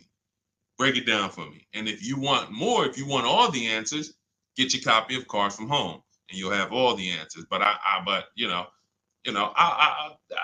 like to be thorough. And I can't because all I care about is the result. I don't care about I care about people writing me, Deshone, check this out. Look at my deal. Look at what I just pulled away. I want you writing me, emailing me, proud of your deal. I don't want you running into me one day if you're ever around New Jersey, New York. Hey, Deshone, hey, what's going on, man? Hey, man, I follow you. Oh, man, I used your stuff, bro, man. Oh, cool, man. How'd you do? Yeah, I think I did all right. No, you didn't. No, you didn't. Because everyone that learns from me, oh, man, I have people run up to me. I never shopped like this before. I had all of these dealers, and then the lowest dealer took off all this money. That's the one I went with. That's a person that I know. Congratulations. Great job. You listened. You trusted the process. I care about the result. And that's all I want. I want you to enjoy car shopping. I want you, it's 50, 100 grand, 5, 6 figures of your money. You deserve to enjoy it, and you deserve to pay less than everyone else is paying. That's what I'm here to do. So I'll see everybody who has the book. I'll see you inside. Use it. You'll see I link to a couple videos in there. You'll see it's some surprises in there. That's not a traditional book. There's links to videos. I got links to scripts in there. You'll see. You'll see why it's a digital book. And it's a one-time purchase. Anytime something gets updated, like Vroom went out of business a couple months ago, they used to be in our strategies. They were in our marketplaces when we shop for used cars. Vroom was on that list. And they were in the when we do our equity assessment, Vroom was on the buyers list. If I had mailed out a book, if y'all were buying a physical book for for these strategies, that means now I got to make another book, and then I got to say, all right, guys, well, this is edition 2. That was edition 1. Vroom's out of business. Next thing you know, you're getting edition 40, and you're like, dang, every time a new website comes out, because we do online, dang, I got to buy another book. Nope. With Cars from Home, what we did, soon as Vroom went out of business, I went in, I updated the master file, uploaded it, all the thousands of people that have the book, and about 9,000 people have the book right now. So this is, you can go on Goodreads, you could type in the Cars from Home book online, you'll see, oh shoot, this book is out there. It's already 5-star rated. So this is what it's about. Results. Grab your copy in my Instagram bio or my Facebook bio, or everybody that types the number 1 on Facebook, I'll DM you the link exactly to get this discounted price. Everyone on TikTok, you go to my TikTok bio, click that website, and get your 75% off. And then on YouTube, we have it pinned in the comments. So use this stuff, win with it, write me with your deals, y'all. Stop overpaying. You don't want to be like these people out here. You don't. They're getting hammered right now. They think there's no deal. Oh, when is the market going to get better? It's never going to get better for them. It's never. They're going to keep doing the same thing. And it's sad, but that's not what we're here to talk about. Let's get you to paying less than everyone else. All right. So I'm gonna jump off, y'all. Have a great day. We'll be back for another stream, sometime next week. I'll see you soon.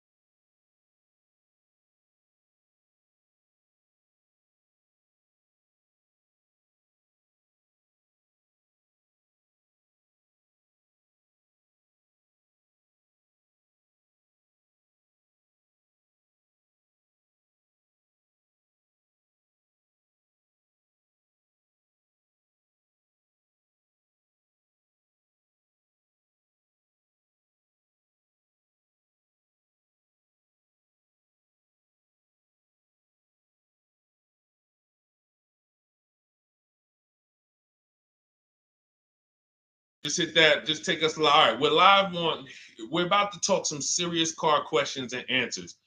I want you to ask any question you can think of concerning car shopping so that we can dig deep into it. It looks like Facebook we continue to have trouble with, and I think it's because we already have a stream going there. See if you can get out of that stream, Dolan, if you can cancel that stream so that we can get on the Facebook. But I want you guys to start asking your questions. And Dolan, bring the first question in so we could get the show on the road. And then what we'll do is we can check the back end and try to delete the broadcast from Facebook so that we can get on Facebook. Okay, this is Sam from TikTok. So there's a car for $7,000. I want to sell my car worth $12,000. Can you explain that? Well, who are you selling your car to? If you say it's worth $12,000, then all right. We only get offers to find out what our car is worth. We don't use algorithm sites because that's worthless. An algorithm site is a site like Kelly's Blue Book. You punch in your year, make, model, and in 3 seconds it tells you your vehicle's worth $12,000. Right now, we have companies that bid against each other. And what you want to do is you want to go on your computer, go to CarMax.com, go to Driveway.com, go to Carvana.com, go to AutoNation.com, go to Kelly's Blue Book Instant Cash Offer.com, and go to Car Gurus. All of them will connect you to somebody or some major buyer who pays cash for cars immediately. Literally, quick inspection, drop your check, and you're on to you literally, it's that simple. We are no longer at the mercy of private owners who are going to come by and look at our car and no one buy it and talk us down. There are extremely competitive buyers in the market that I've been telling people about since 2021 when we were cashing out. I was big on telling you guys during 2021 to 2023, during that whole pandemic run, cash out now, because the values of those vehicles will never see them again. So there are some people who cashed out, but that was also the beginning of showing people that you can sell to what is called institutional car buyers. And that is what stopped people from trading their cars. There are people who have learned from me, and maybe other people have mentioned this, that will never trade a car again because you're not getting the money that it's worth. So you go to those 6 companies, Sam, it should take you no more than 20 minutes. They're going to give you their best cash offers. And then you can sell to them and you can go buy something else. But what I want you to get in the habit of doing, everybody, is separating your transactions. What does that mean? Who you sell your car to is different than who you buy a car from. And you need to maximize each transaction.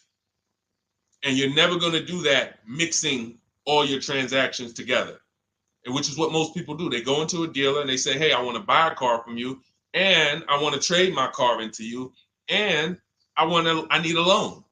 3 transactions. We don't do that. We separate them and we bid each one out using online tools. And that's how we get the prices we get. And that's how we pay less than everyone else. Okay. So the biggest thing, first thing, is go to those 6 websites: CarMax, Driveway, Carvana, KBB, Instant Cash Offer, AutoNation. And all of you who want to find out what your car is really worth, you go to these 6 websites, get your 6 offers, and then you'll find out what your car is really worth. We do not depend on any dealer to tell us what our car is worth at all. Okay? Shoot the next question up, Dolan.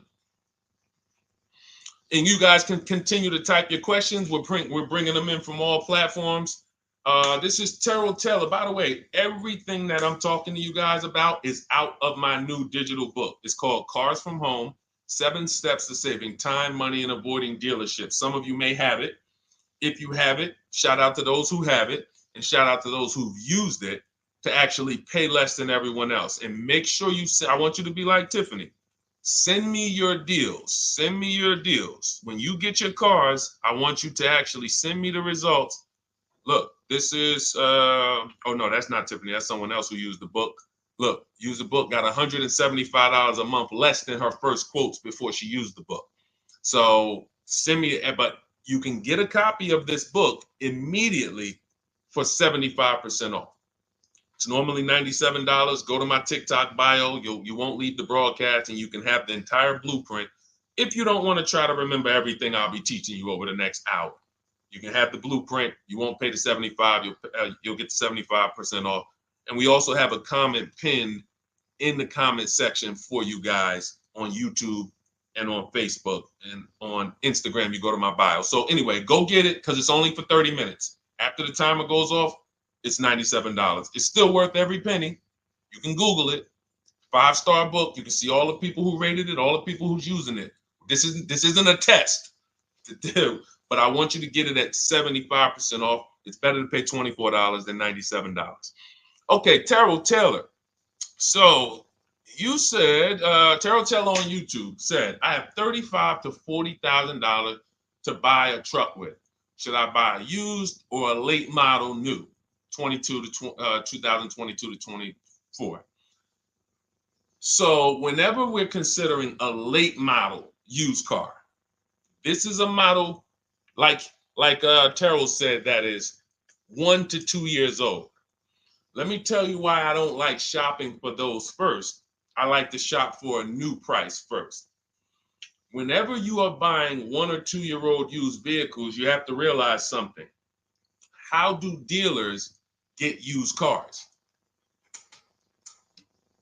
Trade, or they get them off lease, they buy them.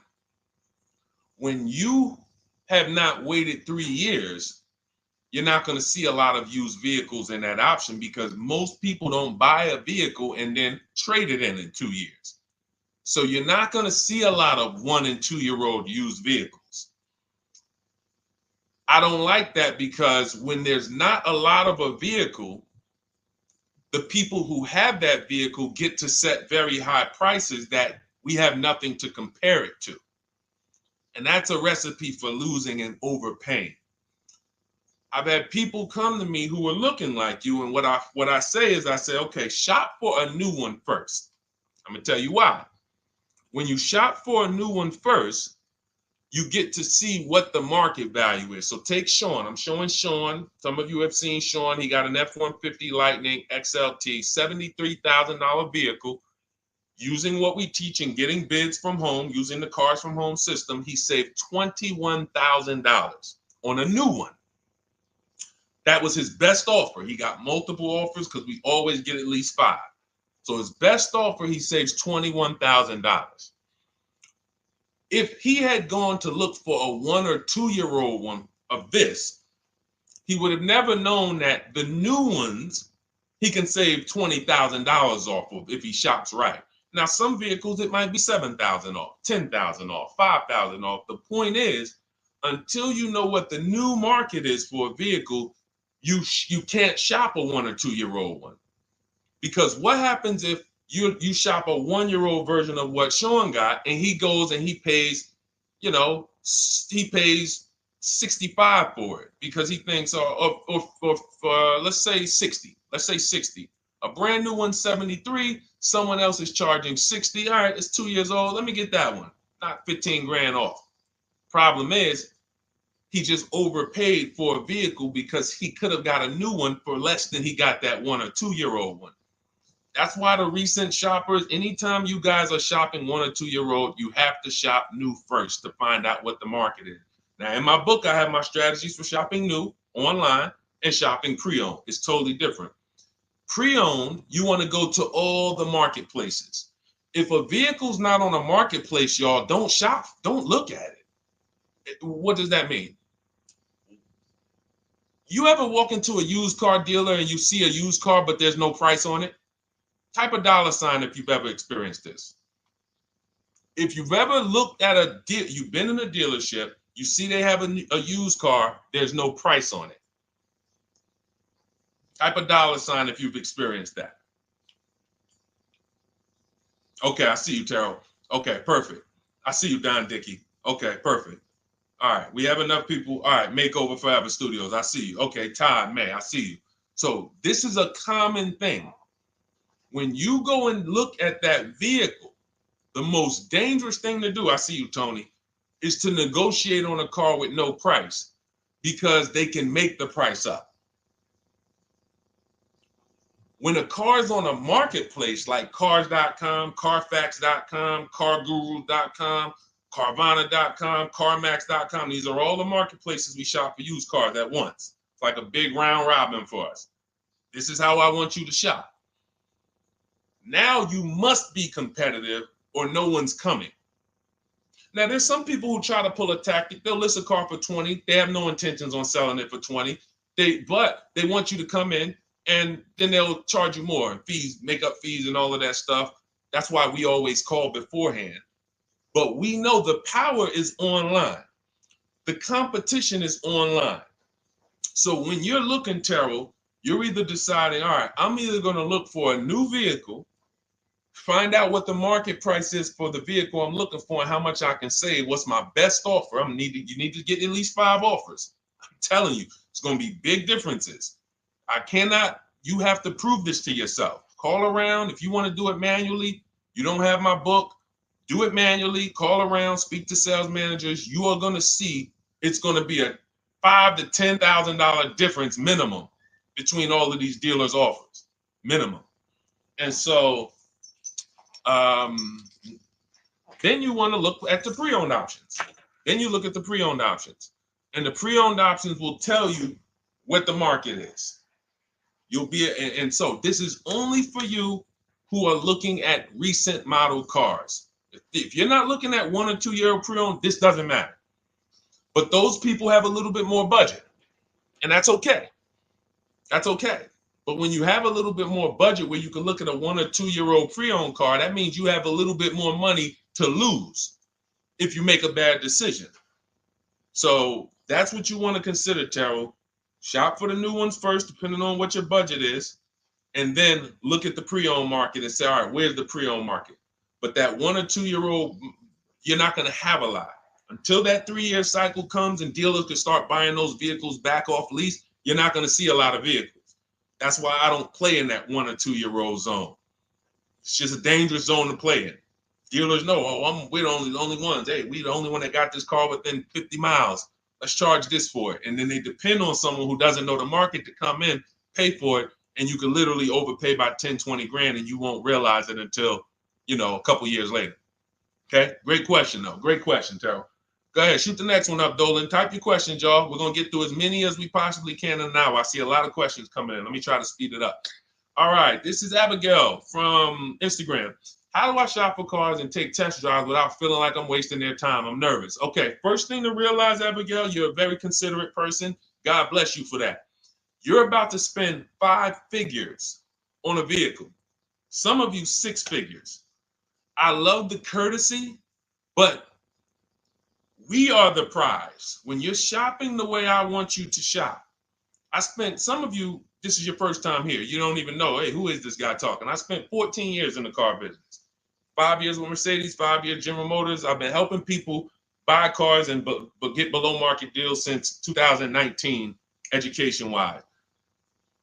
I love it, but you deserve the experience. If you were walking into the mall to spend 15 grand, let's just call it 15 grand, how would you want to be treated? Like royalty, right? Right? So, but I'm going to answer your question, but I need your mindset. A lot of what we're discussing is going to be the right mindset. You are the prize. That's why I don't want you going to dealers begging for discounts anymore. I want you sitting at home making dealers bid. This is how we do test drives on new cars and leases. New cars and leases. This is how we do test drives. I have it in my book because it's that serious. You're either going to have a great test drive or you're going to have a horrible test drive experience. We call and we ask the dealer, who's the most experienced person there? Who does everybody like? Who's the person that, has been there for a long time, just has a great reputation? Oh, that's John. John is just, he's been here 20 years. Everybody loves him. Okay, can I speak to John? Hey, John. My name is Deshone. I'm interested in the Honda Pilot. I just like to test drive it. I'm in the process of deciding what I want. And, do you have this particular model? You have one there that I could test drive? John, because we asked for the best person, we're typically going to get somebody who is not going to lie, usually. Not a guarantee, but taking these steps, I know these guys. I've been in this dealership. I know most dealerships have one person there who has a good reputation and who cares about that reputation. If you're enjoying this content, hit the like button, y'all. And Keith, y'all killing the likes on TikTok. Shout out to everybody who's hitting the likes on TikTok, to double tapping the screen. Appreciate y'all. And shout out to everybody who hits the like button. When we get there, we meet with John, we test drive. John, thank you so much. Can I have your card? I'll leave you my information. And if this is the vehicle I want, I'll be in touch with you. Perfect. Oh, Deshone, we don't sit down? We don't think? No, we never sit down. I'm telling you that there are things you must unlearn about the shopping process if you're going to win. And what does winning look like? Getting the most money off in the least amount of time. There's no leverage that you have when you sit down and try to negotiate with a car salesman. Every single dealer around you that wants to compete for your business, you can't talk to them while you're sitting in one dealer talking to a car salesman. That's why we don't do it. We get a card. Thank you so much. Listen, if this is the one for me, I'm going to give you a call. Simple. Pressure's off. There's no pressure in our system. You can't pressure us. That's what I want you doing. New cars, leases, that's how you test drive. 20 minutes, you're in and out. And I'm a car salesman at heart because that's what I am by profession. I would never develop a system that would allow you to waste car salesmen's time. I just wouldn't do it. I developed a system that when our people go get cars, look at Ansley. When our people go get cars, Ansley just got his lease, 1% lease, $58,000 Infiniti. Look, started the process Saturday, accepted deal Monday, all by Email. $58,000 car is paying $554 a month, no down payment. You know, we have tons of these. None of these people spent. Look at Jared. Lease like a boss, $569 a month down to $520. Volkswagen Tiguan, no money out of pocket. Let's go to a purchase. Pierre, pre-owned car purchase, got his 2022 Mazda, got a 20% discount off the original MSRP. This is 30 minutes. We are not spending more than 30 minutes in dealerships. Who doesn't want to spend more time in dealerships? Type me if you're like Deshone. I don't want to be in dealerships that long. You thought you had to be in dealers to save the big money, right? You thought you had to be in dealers to save the big money. I'm showing you as someone who pays less than everyone and who teaches people to pay less than everyone. Look, Kimberly, $20,000 off a Maserati, shopping from home. Because when you can talk to more people at once, the discounts fly off. And you see that all these dealers want to compete. So what you want to do, the best thing you can do to not waste people's time, Abigail, is to shop from home the right way. Because when you shop from home the right way, you realize it's only a few things you need to be in the dealership for. That's your test drive. I just told you how to set it up. With used cars, we do it at the end. But we're only there for a second. In fact, when you go to pick up your car, they're going to tell you, thank you. This was one of the most easiest deals I ever made in my life. Because you came in, you emailed us, you knew what you wanted, you gave us the information we needed, we made you an offer, you knew what you were decisive. We have all these scripts. By the way, in my book, I have all the email scripts. You don't have to even think about what you're going to say. It's literally copy and paste, copy and paste, copy and paste, copy and paste when we're shopping for new cars and leases. With used cars, before I go to the next question, I want to hit on the used car process. Used cars, we must test drive at the end. We can't test drive used cars over here and then go and buy another used car over here. So what we do when we narrow our choices down on all these marketplaces to our top 5 favorite vehicles, we need to verify that there's no bogus fees. When I was shopping for my Infinity truck, I narrowed it down to 4 vehicles. But I'm going to tell you something that's the most. Who's bought a used car in their life? Type the letter U. I need you guys to program what I'm about to say into your brain cells for the rest of your life. Type the letter U if you bought a used car or if you plan on buying a used car one day. Type the letter U. All right. I see you, Michael. Don Dickey. Okay. Terrell. I see you, Blizzy. Tony. Okay. Lori. I see you. Victoria. Anybody who plans on this. Let me tell you how. Okay, let me tell you how. All right. See, when I'm about to reveal big stuff, I got to kind of see how I want to say it. The marketplaces that we go to look at used cars on, they're never going to tell us what a great price is. And I'm going to tell you why. The only thing that matters, let's say we're looking at 4 white Honda Accords. 4, they're all white. These are the cars we want. We've narrowed it down. We're looking at 4. They all got similar miles, and their asking price is $20,000. The marketplace is going to tell you what they think a good deal is based on algorithms. Based on all the vehicles listed on the market, this is a good deal. This is a bad deal. Here's what matters. How much was the original price of each vehicle? Why is this the only important thing? Because if we're looking at 4 white Honda Accords, but one of them was $35,000 when it was new, one of them was $39,000 when it was new, has a sport package, some special technology. One was $31,000 when it was new, one was $29,000 when it was new. What's the best value? What's the best value? You see how we clearly just went from, wow, all of these vehicles look the same, similar price, similar asking price. But once we found out, wait a minute, this one right here was $38,000 new. This one here has the cameras in it all around and the self-driving package, and it has the same asking price, or it's maybe $1,000 more. This is what I call the true value discount. The true value discount. And let me tell you why the marketplaces will never tell you this. Because if they advertise the true value discount, someone has to be at the bottom. In other words, when you're looking at Honda Accords, if you could go right to the true value, who's giving me the biggest discount off the original MSRP? That means the car at the bottom, they might be giving you no discount off the MSRP. We saw that during the pandemic. It was people selling, who remembers people selling Toyota Camrys, 3-year-old Toyota Camrys, for the same price as they were when they were new? There was some deal, everyone wasn't. I know a couple dealers, I know a couple general managers who run dealerships who are ethical. And they said, look, I don't care what the market does. I can't sell a used vehicle for the same price it was when it was new. I'm not doing that.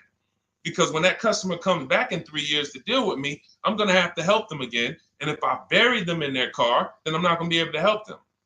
But there were plenty of people who was. The true value discount is all that matters, which means we have to know what the car was new. We have to find the Maroni label. We have to go on the Carfax. We have to go to where the window sticker is and get the original price.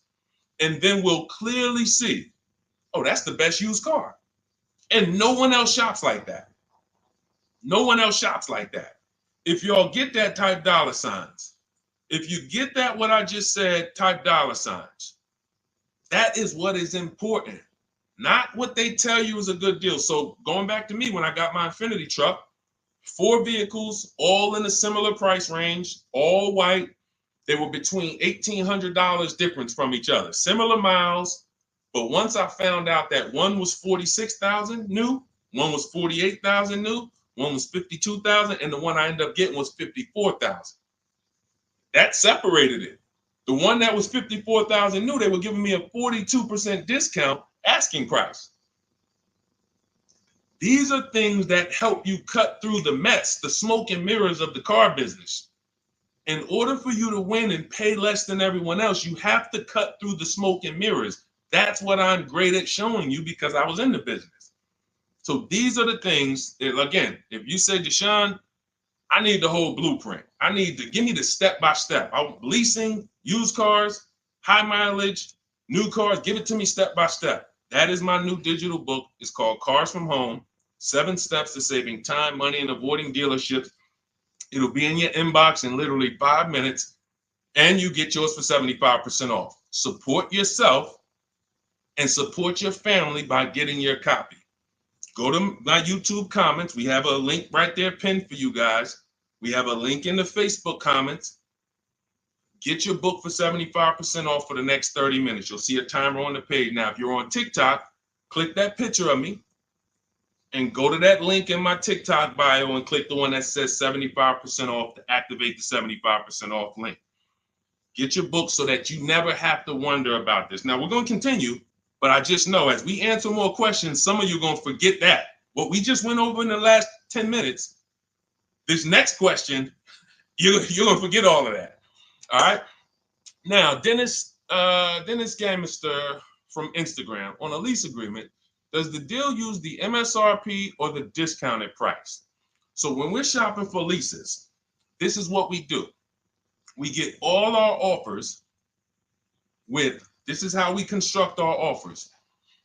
If you've ever looked on these commercials and you saw, well, Deshone, when I look at leases, though, it seems like, one, they limit me on miles. And then I also see that they want a bunch of money up front. You are correct. But they only limit you on miles according to the miles you told them you were going to drive. They don't pick the miles for you. We select the miles. And what ends up happening is people will, because they typically don't know how to shop, they're negotiating. They'll say, all right, well, my payment's $400. That's my budget.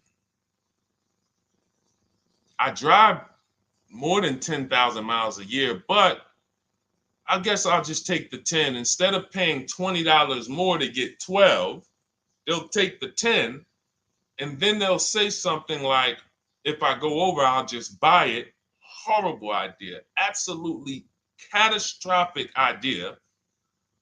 Or if I go over, they blame the lease. They literally will get the penalty, get the bill for the 6,000 extra miles that they used, and they're charging them 25 cents a mile now, and say, man, this is why I don't want to lease, because they limit me on my miles. No, they didn't. To save $20 a month, you pick the lower miles. You can customize leases up to 15,000 miles if you want, 18,000 miles. Look at Jen. Jen just got her lease on her Honda. Hold on, where's Jen's lease? She got an 18,000 mile a year lease. Now, the way we shop is 12,000 miles per year, only first month's payment due at signing, and we shop it taxes and fees in the payment. Jen, her best offer on her Honda CR-V hybrid, which is one of the most popular hybrid crossovers in the market, she got $512 a month, 12,000 miles. That's a 1.3 lease. We'll talk about the 1% rule for great lease deals and the 1.5% for overpaying. She gets 1.3. She bumps it up to 18,000 miles per year. But look how much more, y'all. $50.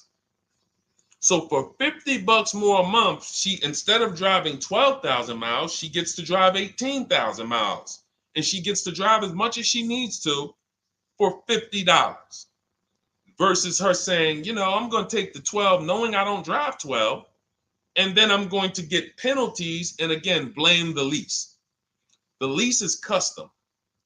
And the first time I learned about high mileage leases was when I was working at Hyundai. I was a manager at Hyundai for a short period of time. It was a highway dealer. The guy ended up going to jail. It was typical, like, you know, I've worked in some dealers, some phenomenal dealers, but this one was like, if you ever could imagine the prototypical highway scam dealership, I mean, this was it. So I was only there for 6 weeks, but I was a manager. And what I saw was I was taking care of this guy's lease who was just finished with it. He had 72,000 miles on it. And I went out there and I said, wait, you leased this? 72,000 miles? He said, yeah, I always lease now.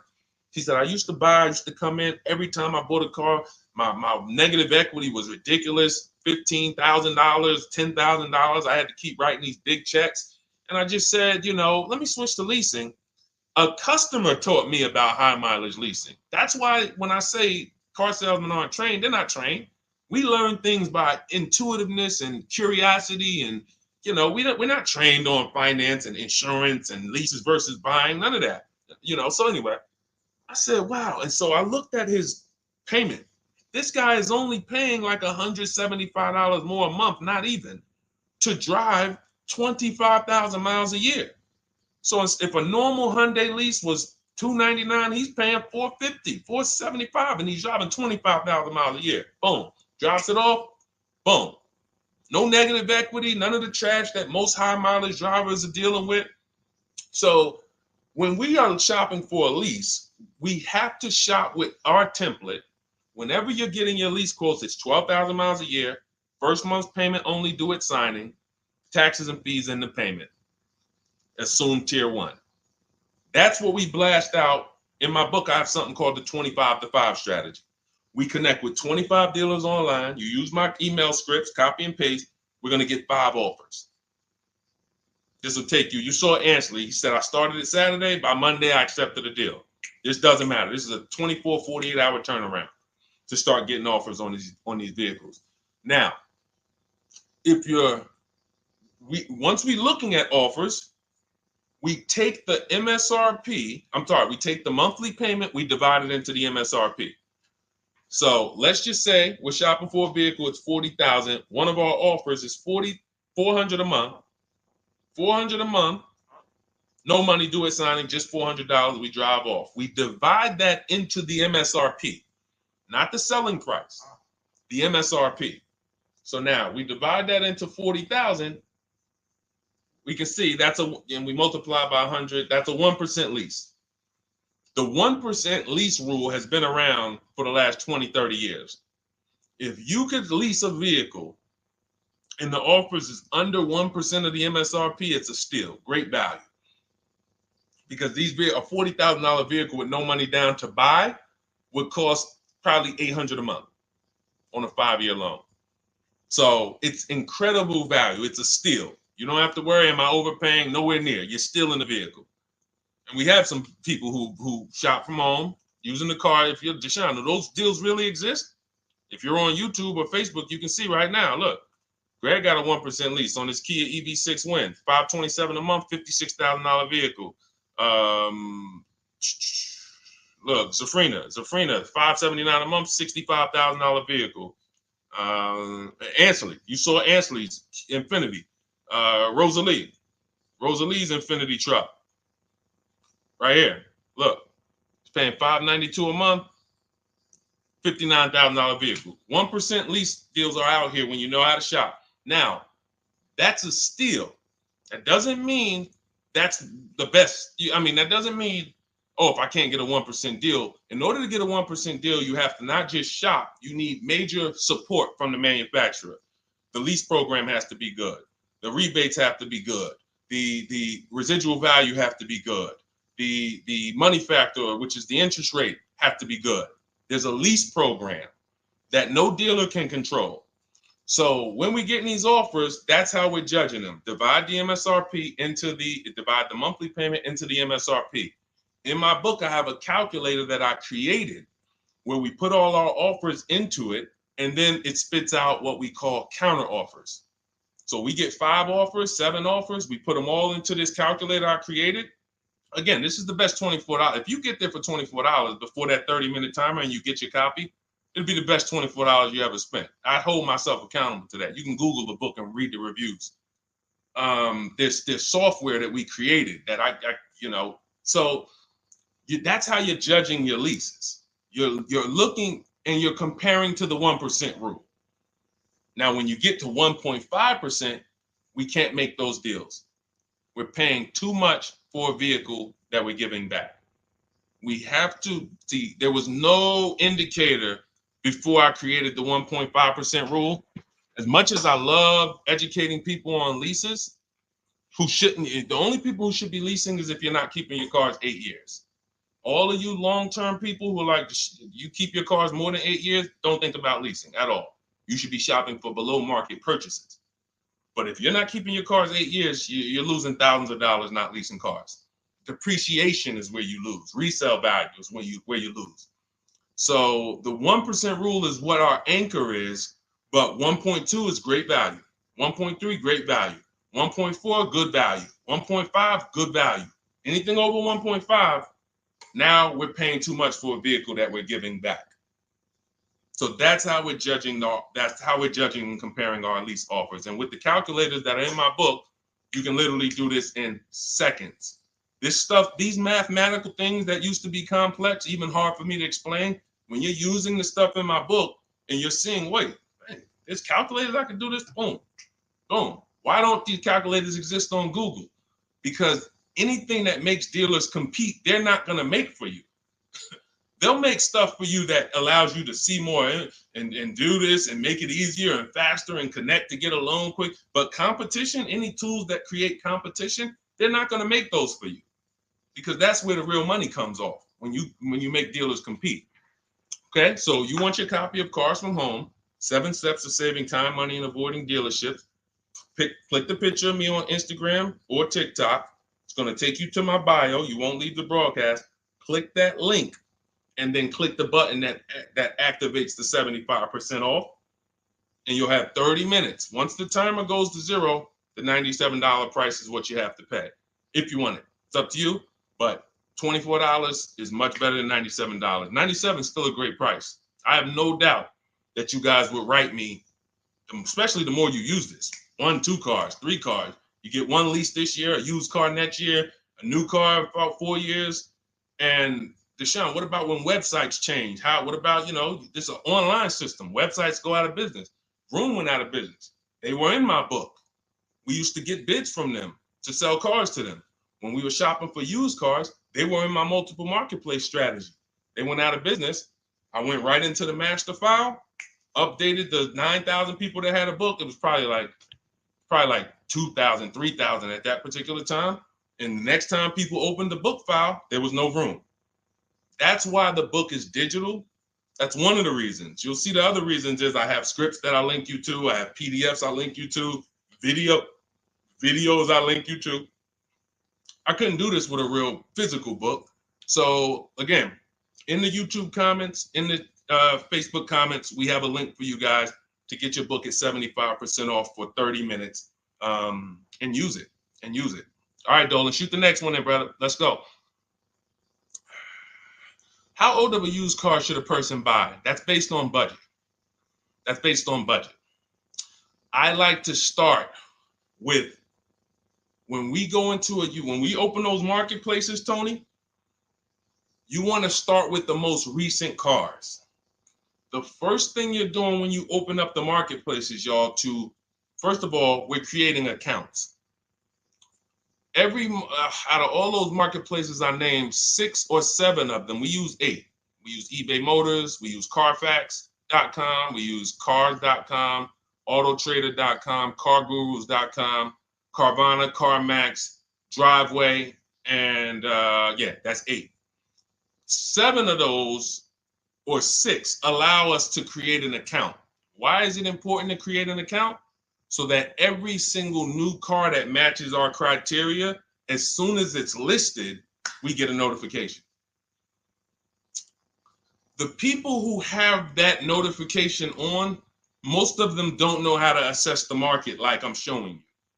So even if they get a notification that the car was just posted, they're not going to have the information to take advantage of it. They're going to hesitate. What we do is the first thing we do after we create our account is we're now assessing the market. Where's the low prices? Where's the high prices? And I'll usually go 3 years back, sometimes 4 years back, and let's assess the market. Now, I have another calculator in the, matter of fact, let me show this to you guys. I have another calculator. It's called the Perfect Budget Calculator. The Perfect Budget Calculator. What this does, you guys can't see this on YouTube, but you can see it on you can't see this on TikTok. But if you go over to YouTube, Facebook, or Instagram, you'll be able to see what I'm sharing right now. Now, what often happens is, let me share this. Hang on. Boom. Okay. So now what often happens is a lot of you will say, I could put down $2,000, but, if I don't have to, then I won't. Or, if you get a car and you pay $15,000, if you pay $500 a month for 5 years, that's a lower price you paid than paying $500 a month for 6 years. So ways to manipulate our budget is to shop within our budget for a shorter loan. This is all stuff where I said, okay, people don't know they need to be doing this. So let's make a tool that does it for them. And this is, you get access to this when you get your copy of Cars from Home, my book. So let's say we do something called an equity assessment. Everybody who has a car, remember I was mentioning a little while ago, we go to these websites, Driveway, all these, and we find out what our car is worth. Let's say you're like, man, okay, if I sell my car to CarMax, I'm actually going to have $3,200 of equity. All right, so when I sell, I'm going to put that into my budget. All right, now my down payment, max I could comfortably do is $1,500. That's max. Now, we use the average interest rate. And in my book, I give you a link to see what the average interest rate is at the particular time you're going to be shopping. Let's just say it's 6.9. Now, we enter a comfortable monthly payment. Let's say you're like, all right, I don't want to go any more than $425 a month for 6 years. That's my max. You enter your state so we can pull the taxes and we can pull the fees. New Jersey, calculate budget goals. Now it's going to ask you a comfortable monthly payment on a 5-year loan. You might say, all right, same thing. I still don't want to go over 425 no matter what. Perfect. What this does is create multiple goals. And it creates multiple goals. It creates a starting point. Now, if you find a car at this price, $18,776 or less, you can do a 5-year loan, use none of your equity, so this will go in your bank, and use none of your down payment. Now, next goal may be, okay, $22,000 or less. 6-year loan, no equity, no down payment. So the first two goals are no money down goals. If I find a car anywhere in these price ranges, I can do these deals, no money down. Now, this is one where I use my equity, but no down payment. Goal number 4, I use my equity for a 6-year loan, no down payment. Now, goal number 5. Now you can see the price of the car is getting higher. Use equity, use my use equity and down payment, but it's 5-year loan. And then here is your max budget. Your max budget, which is fine. There's nothing wrong with if you find a vehicle that, once you use this and you find the best price vehicle, as long as you are under this number, you are fine. The problem is when you go over that number. The problem is when you go over budget. All of these goals are your budget. So when I got my Infinity truck, I got my goal out. It was my fourth goal. Now, this is how you make sure when you go out to shop, and look at the top. What does it say? You select your state determines the sales tax, will factor it in, give you precise figures. Now, you'll notice, what about the fees, Deshone? Don't all these cars charge fees? We've already factored in the taxes, and we've added $1,000 for fees. What is $1,000? The documentation fee and the motor vehicle fees. It's all in there. So you can go out and know that's my max budget. I cannot buy a vehicle, make a deal on a vehicle where my purchase price is more than $26,729. That's the perfect budget calculator. So there are certain things that I had to create. No one does them. Everything that I was referring you guys to, all the websites, I was doing this, and there was some things where I couldn't refer you to anything because it doesn't exist. We had to build it. So this is how we make sure we are shopping, whether it be for new cars, used cars, below our budget. And that's not how you make, but here's the thing. I need you, before we go to the next question, I need you to understand something. That doesn't make sure you pay below market price. You have to combine this with getting bids, because you can be within your budget and pay over market value. There's 3 types of prices you can pay for a car, whether it's a new car, used car, or lease. Did you pay market value? That's what everyone's paying. Average. Did you pay over market value? Our only deals we make are below market value. And the way that happens is through bidding and creating a marketplace around you where all these people are competing for your business. That is how you combine that with the budget. This will keep you below your budget, but it does not guarantee. If I gave this to you, all of you would be like, this is great. I'm never going to go over my budget again. But it does not, until you combine that with getting bids for whatever you're looking for, you still run the risk of overpaying, even if you're under budget. Okay? Clear? Type $ if you're all clear before we move to the next question. And there's no way for us to do this manually. If there was a way that you could do this manually, trust me, I would have told y'all to saw me make a video about it all day on my social media. There was just no way. We had to build software. In my book, you guys will have access to at least 5 calculators for counter offers for new cars, true value discounts when you put the new price you put the original new price of the used car deal, whatever used car you're buying, you put the new car price in, and then you put in the asking price, and it tells you the true value discount, perfect budget calculator. We have at least 5 softwares that I've custom built, and to make sure you guys get great value. So again, I didn't want to be the person who said, you guys know, there's plenty of people who be like, man, the value I'm giving you guys, I'm gonna charge $2.99 for the book. Whatever. The people who pay, they'll save the money. And the people who pay, there'll be some people, because some people are gonna pay, they just see value. Poor people look at cost. Wealthy people look at value. People who are into financial literacy they don't ask themselves, how much does that cost? They ask themselves, what's the value I'm getting from that? And I could have said, well, you know what? I'm going to help you pay less than everyone on new cars, used cars, leases. We'll do $200, $300 for the book. And I only want to sell it to 1% or 5% of the pie. But at the end of the day, my mission is to help as many people want to be helped. And so that's why I said, okay, $97. But even our welcome offer, you got a chance to get it for $24 if you get there before the 30 minutes is up. Okay? YouTube link, get your copy. And make sure you save the support email, guys. If you see it scrolling across the screen. If, for instance, you don't get your book in 5-10 minutes, it's usually because you typed your email wrong. Reach out to my support team. They'll get you the book immediately.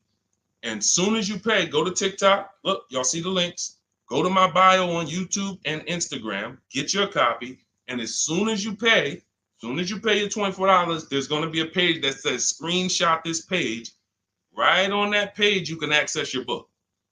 I want you to have the book immediately, but I also, in case some of you type wrong, big thing, we fat finger stuff. I want you to have the support email so that you can reach out to my team so we can make sure that book is in your inbox so you can use it and start saving money and building confidence. Okay, Dolan, next question, man. Let's keep it rolling. Okay, there's something about Mary on Instagram. I bought a car as is, and in less than a month, motor lock. Can I sue for selling me a lemon? I'm not a lemon law attorney, but that is not what a lemon law case is based off of, in my understanding. Lemon law case is based on you buying a vehicle and the same thing continuing to go wrong at least 3 times. That's a general overview of, what the lemon law process is. And if y'all are enjoying the broadcast on TikTok, can y'all just double tap the screen and keep running those likes up? Every time y'all do that, y'all help TikTok bring more people here, and I appreciate it. If you're going to spend some time with us and, every time just you hear something you like and you're like, man, we got to share this. Oh, and shout out to Madhu for sharing. Here's the thing. I made a video about this the other day because a friend of mine got a used vehicle and the transmission went out on him in about a month. So it wasn't the engine. But when you buy a vehicle as is, it's very tough for you to have any recourse, anything that you can do, because you're signing a contract that specifically says as is. It's very tough. What I would do if I was you, because the damage is done, I just find out what it would cost me to put a used engine in the vehicle, rebuilt in a used engine, salvage yard. You need to, and especially if you're buying cars that you're paying cash and you're buying as is cars, these are probably cars that are under 10 grand, 12 grand. You need a mechanic. See, because that's a strategy.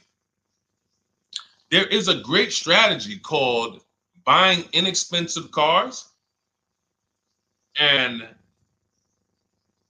having a local mechanic so you could do what's right. Oftentimes you could drive those cars for a year or two and sometimes sell them for what you got for them because you've outlived the depreciation. Those cars are not depreciating as much unless you overpay for them. If you overpay for it, then it's going to drop because you overpaid for it. But if you pay a great price on some of these vehicles, you can oftentimes win with this, but it requires skills. One of the skills is, how do I avoid engine issues, transmission issues? So a couple things. for those of you who may be going this route, you need to narrow your search down thoroughly based on title history, service records, accident history. That oftentimes you'll see, if I typed in right now 2018 Subaru Outback longevity. That's one of the things we do. It's in the fourth step of my book. Before we get prices on anything, we do a quick 5-minute search to make sure these aren't bad cars. There are bad cars out there, but there's data that shows us. If I type that in, it'll tell, okay, these vehicles are known for lasting 100,000 to 300,000 miles, depending on how they're maintained. That means you could have a quality vehicle, but if it wasn't maintained correctly by the first owner or owners, it's going to break down. The life cycle is cut short. These are preventable mistakes by simply checking Google. Now, we narrow these things down based on title history, service records, accident history. Once we do that, I don't mind buying a 10-year-old. I bought a car that was it's my around the city car. I drive it probably 200 miles a month. I bought it from a owner in South Orange. He was a 98-year-old man. He's had it for 10 years, and he knew everything about it. He leased it for 3 years, then he bought it. So he's really had the car for its entire life cycle. That's what you want, because you're able to look and see the service records.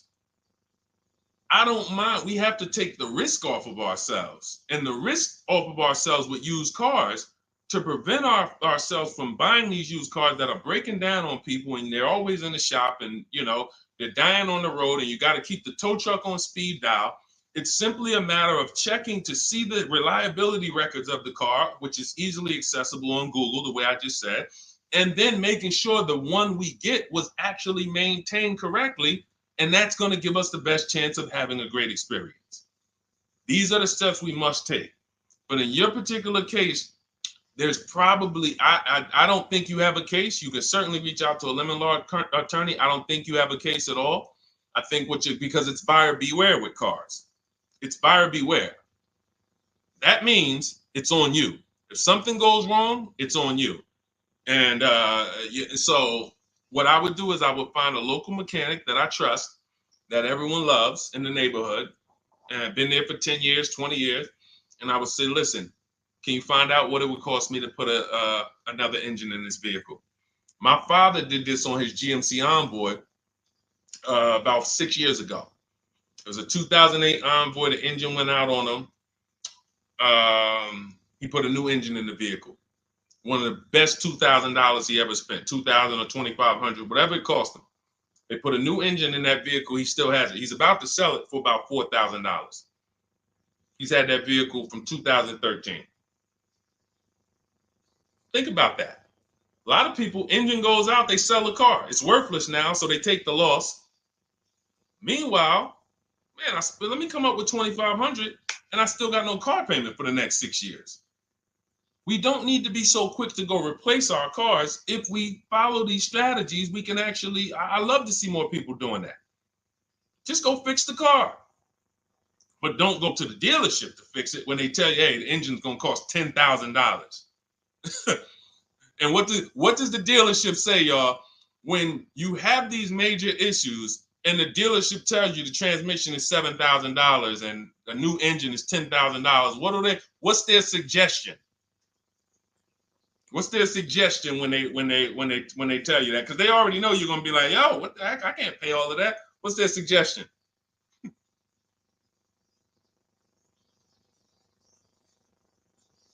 see, let me give y'all some time to type. I just want y'all to know, this is how the system works. So I know somebody. Look, thank you, J. June. Trade it in. Thank you. You see how we can? Oh, look, N.Y. Anderson, buy a new one. So what they do is, exactly, Victoria, they're going to suggest a new vehicle. So if we know, now watch this, as your vehicle is worthless, you don't have any opportunity to put it on a competitive market to see Well, how much would somebody pay for that? They've already assessed the value, and they want to structure your deal, have you take that major loss for that engine. They're going to put the engine in for a lot less than that, and they're going to resell it, and now they sold you another car. When you could have just literally went to a mechanic, got a rebuilt or got a used engine, put in that vehicle, cost you $2,500, maybe $2,000, and literally you're on the road for another couple years with no car payment, keeping money in your household versus now I'm in another $400 a month payment. Okay? This is what it's about. And if you're like Deshone, well, I don't want to keep a car that long. We talked about you earlier. You shouldn't be buying cars. Because the keepers on here who keep cars 8 years, 10 years, who has a car they've had in their driveway for more than 8 years? Type the number of years. I want to explain something we're gonna help a couple people learn a lesson here about themselves, because they're gonna be like, they're gonna realize they're not keepers. Look, look, we need to show people, because some people think, oh, I keep my cars a long time. I keep them about 6-7 years. We need to show that that's not a long time in the world of cars and depreciation. So Michael, 15 years. Michael got a car that he's had for 15 years. Let's go. Type the number of years you've had it if it's more than 8. Look, Vancia, 11 years. Let's see. See, a lot of people don't keep their cars. Look, N.Y. Anderson said, I drove my last car 14 years. All right, Connie, 15 years. She has a 2004 Chevrolet. Tony on Facebook, 2006. Now, watch this, y'all. If you ask me, Deshone, what's the way to get the most money out of a vehicle? It's to do what they're doing. Tanaya, 9 years. No, Renata, not less than 8. Not less than 8.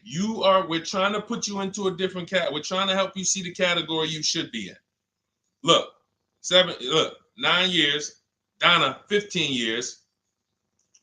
What's so important for y'all to see about these people is that they have beat depreciation.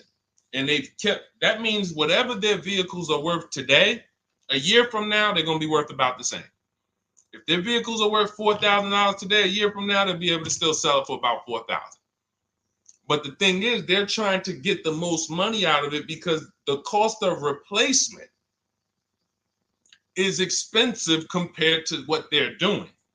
No matter how much they got to pay to keep those vehicles on the road every year, a little couple $100, maintenance, whatever, it's nothing compared to going and getting a new car and bringing hundreds of dollars a month or thousands of dollars in the form of cash out of our household. And everyone's not going to do that. And that's okay. You should not be buying cars. You should be shopping for below market leases. Because again, there's 2 ways to save money. Do what the keepers do. You just saw all the keepers. We shouted out all of them.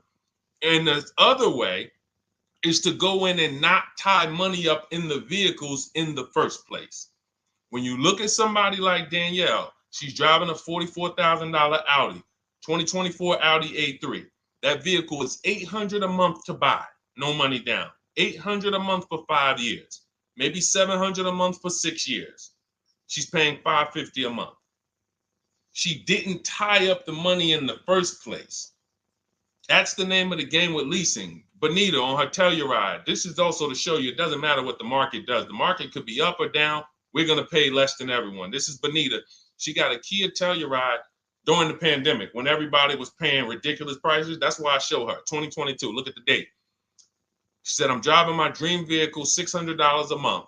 People were leasing. And I know if somebody watching this and they're like, if you leased a Kia Telluride during the pandemic, you are not paying what she's paying with no money down. I know it. I know it. People were DMing me, Deshone, I want a Telluride. They want $900 a month for them. I know people weren't paying $600 a month, but she came in, used our bidding system, used the same strategies you're going to have access to in my digital book. She got $600 a month from home without being in a dealership. Her dream vehicle. This is how you win. You're either going to not tie up your money in vehicles. You're going to drive new vehicles that don't have problems because they're always under warranty and you're paying cents on the dollar compared to people purchasing. Or you're going to be a keeper like Michael and like Donna and like the people who said, okay, I'm keeping my vehicle this long. That's why in my book, it's 7 steps. But the first step is to ask yourself how many years you're keeping your next vehicle. That is the first question I would ask you if you and I were shopping together. My first question to you would be, Michael, how many years you want to keep the next vehicle? 8 or more or less than that? If you said to me, Deshone, I'm going to keep it at least 8. All right, let's go for the purchase. New or used, depending on budget, but we're purchasing. We need to find a below market purchase. If you said, Deshone, I'm 6 years max. I can't see myself keeping a car more than 6 years. All right, we're going to shop for a below market lease. Because the money you're going to spend in a below market lease, when you get these below market lease deals, not commercial leases, not what you see on advertisements. Those are ridiculous prices. We don't pay those prices. None of these people that you see, Greg, Charles on his Palisade, none of these are advertisements. They're thousands less.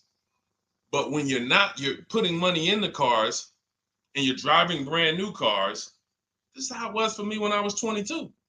This started for me at 22. I was working for Pontiac, and I leased a brand new Pontiac G6. It was $256 a month. $256 a month. It was like a $21,000 vehicle.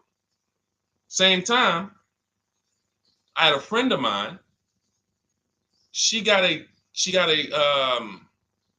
I don't want to say it because she might be watching this, and this is no shot at her. I didn't understand enough to teach her back then because I was new in the business. She went and she bought, let's call it a Honda Civic. Now my car was bigger because the G6 was a mid-size vehicle. The Honda Civic is a compact vehicle, but she bought it. $20,000 vehicle, 22, whatever it was at the time, paying almost $500 a month. Like, that's a $500 payment. That's what it is. So my young household, I got a newborn daughter. I got a new car I'm paying $256 a month for. Same time, it's got families around me. They're in their 20s, but they're paying $500 a month. This is what showed me, wait, something's going on. And I never stopped. I bought a used car at that time, but since I've had 4 Infiniti leases, I've had a Jeep Grand Cherokee lease, and people always think, D, you must be paying ridiculous money. I see you get new cars every 3 years, but they don't. I'm driving $40,000 cars, $45,000 vehicles. I never paid over $400 a month. Not one of my lease payments was ever. I remember I got this Jeep Grand Cherokee, and it was a $35,000 Jeep Grand Cherokee Laredo, 2018. When I got my offers, the best offer was $330 a month. 12,000 miles per year. And that's what I was driving. If I was driving 15, I would have bumped it up to 15,000 miles per year. I got $330 a month. I went in there and I gave them $330 for that Jeep Grand Cherokee, and I drove off. $35,000 vehicle. This is what I'm telling you guys. This is what is called deal structure. If your deal is not on the right foundation, if you buy but you should have leased, you're overpaying by thousands and thousands of dollars. And you're going to have subpar vehicles with that run out of warranty, and you're going to have the same payment. You're going to have higher payments. I need you out of these 2 categories. I need you in one of these 2 categories. I'm either going to keep my vehicle long enough to beat depreciation, 8 years or more, or I'm shopping for a below market lease. I'm not going to be stuck in the middle no more, buying vehicles and then selling them while they still have a loan on them, negative equity and all of this stuff. This is paramount. Okay, the buying versus leasing thing. I need most of you to put this to bed today. And I think I'm one of the only people that goes into buying versus leasing by the numbers. It's not opinion based. It's not, oh, I think you should lease if you're depending on the car here. It doesn't matter the car. Doesn't matter the car. You can see Teddy's, let's show Teddy's luxury. Teddy got a BMW. Doesn't matter. He wasn't going to keep it 10 years. Look, goes on a BMW 2024 i4 M50. It's a $73,000 vehicle, $856 a month. $856 a month. Look, he said the dealer's initial offer came in at $937 using the counter offer calculator. Using the counter offer calculator, he counted at $829. 8:56. If you just jumped on the broadcast, I showed you some of the calculators that I created that are in this book. In my book, there's a reason it's 5-star rated. There's a reason people that you can go read what your peers say about that book. Get your copy for 75% off. It's in my TikTok bio. Click that picture of me. Click the link. Same thing on Instagram. Go to my bio, click the link, and you'll see a button that activates the 75% off book. And if you're on YouTube or Facebook, it's in the comments section. 30 minutes only. Get your book so you can have access to all of this. Unless you just have an incredible memory and you can remember everything we talked about over the stream, but none of you can. I know none of you can. That's why, I couldn't even do it. It's just too much. We're talking about used car strategies, new car strategies, lease strategies. You guys, you're not gonna remember all of that. But anyway, let's go. All right, I think we got time for a few more. Go ahead, Dolan, keep it rolling.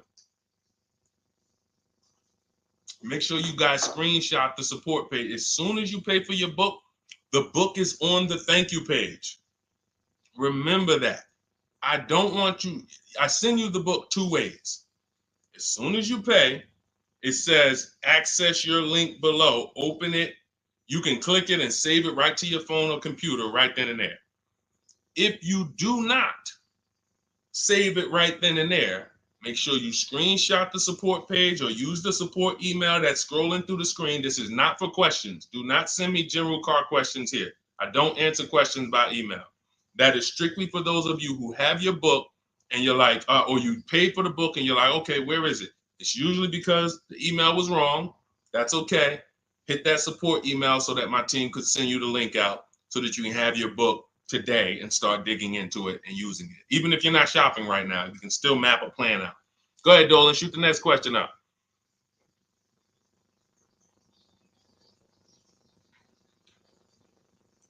All right, this is Victoria from TikTok. Any tips for how I can get the highest trade-in value for my existing vehicle? Of course, bids. Bids. First of all, you just said a curse word.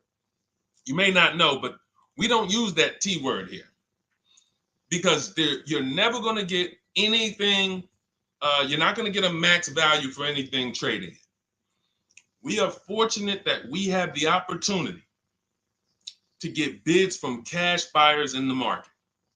And I'm not talking about cash buyers like Facebook Marketplace where a person, it's one of your neighbors from your town coming to look at your car. I'm talking about institutional cash buyers. People who cut a check instantly and, they do an inspection. That Jeep Grand Cherokee I sold to CarMax, they were the highest bidder 3 years ago during the pandemic. I'm not going to tell you what I made because those values don't exist anymore. So it just doesn't even make sense. But, those of you who were watching my videos earlier 3 years ago or using my tips, you guys cashed out and made ridiculous money. When corporations were trying to make money on people, we made money too. But CarMax won the bid. I went down there. They did an inspection on the vehicle. They came back. Accounting department came, cut me a check. I walked away with a check. That's it. You don't want to trade. You want to sell. You want to break your not even break your transactions. I need you, Victoria, to realize there are three transactions in a car deal. Who you're going to sell your car to, that's one. Who you're going to buy your car from, that's another. Who you're going to get your loan from, that's the third one. Now, you're not always cash buyers. Deshone, I pay cash, then you don't need that. Deshone, I don't have a vehicle to replace, then you don't need that. But how do we make sure we get the highest value or the biggest discount? Bids. Each one, we make the market bid. So what you should do right now, Victoria, this is step 2 in my book. After we decide whether we're going to buy or lease our next vehicle, that's step 1. Then we move to what is called the equity assessment. We need to find out, do we have equity or negative equity? Equity assessment. We call our bank. If we have a loan, we find out what our payoff is. Then we're going to go to CarMax.com. I'm going to give you the 6 companies. This is the equity assessment process. We do this for leases too. I don't know if we have time to go into that, but I'm sure there's people on here who didn't know you could sell a lease. Type a question mark if you didn't know. Deshone, what do you mean selling leases? I never heard of that before. Type a question mark if you didn't know you could sell leases. We have an equity assessment process for that too. But what you would do is you go to CarMax, Driveway, Carvana, Kelly's Blue Book Instant Cash Offer. This takes 20 minutes. Auto Nation, Sell My Car, and Car Gurus, Sell My Car. Car Gurus, Auto Nation, Kelly's Blue Book Instant Cash Offer, Driveway, Carvana, CarMax. 6 offers in 20 minutes. That's bids. See, everything we do is a bid. That's how we have peace of mind. We don't negotiate. We make people negotiate with each other. There's 2 schools of thought. I want to remodel my kitchen. I want to remodel my whole kitchen. I go in and I have 5 people come out to give me a quote. One of them comes in and I start negotiating with them. Hey, you got to take less. Hey, you got to take less. You got to take less. I don't know if it's a good price or not. But when I come in, the first person comes in, I say, hey, okay, great. Is this your best offer? I'm having a couple other people come by. Oh, okay. Okay, thanks a lot. Next offer?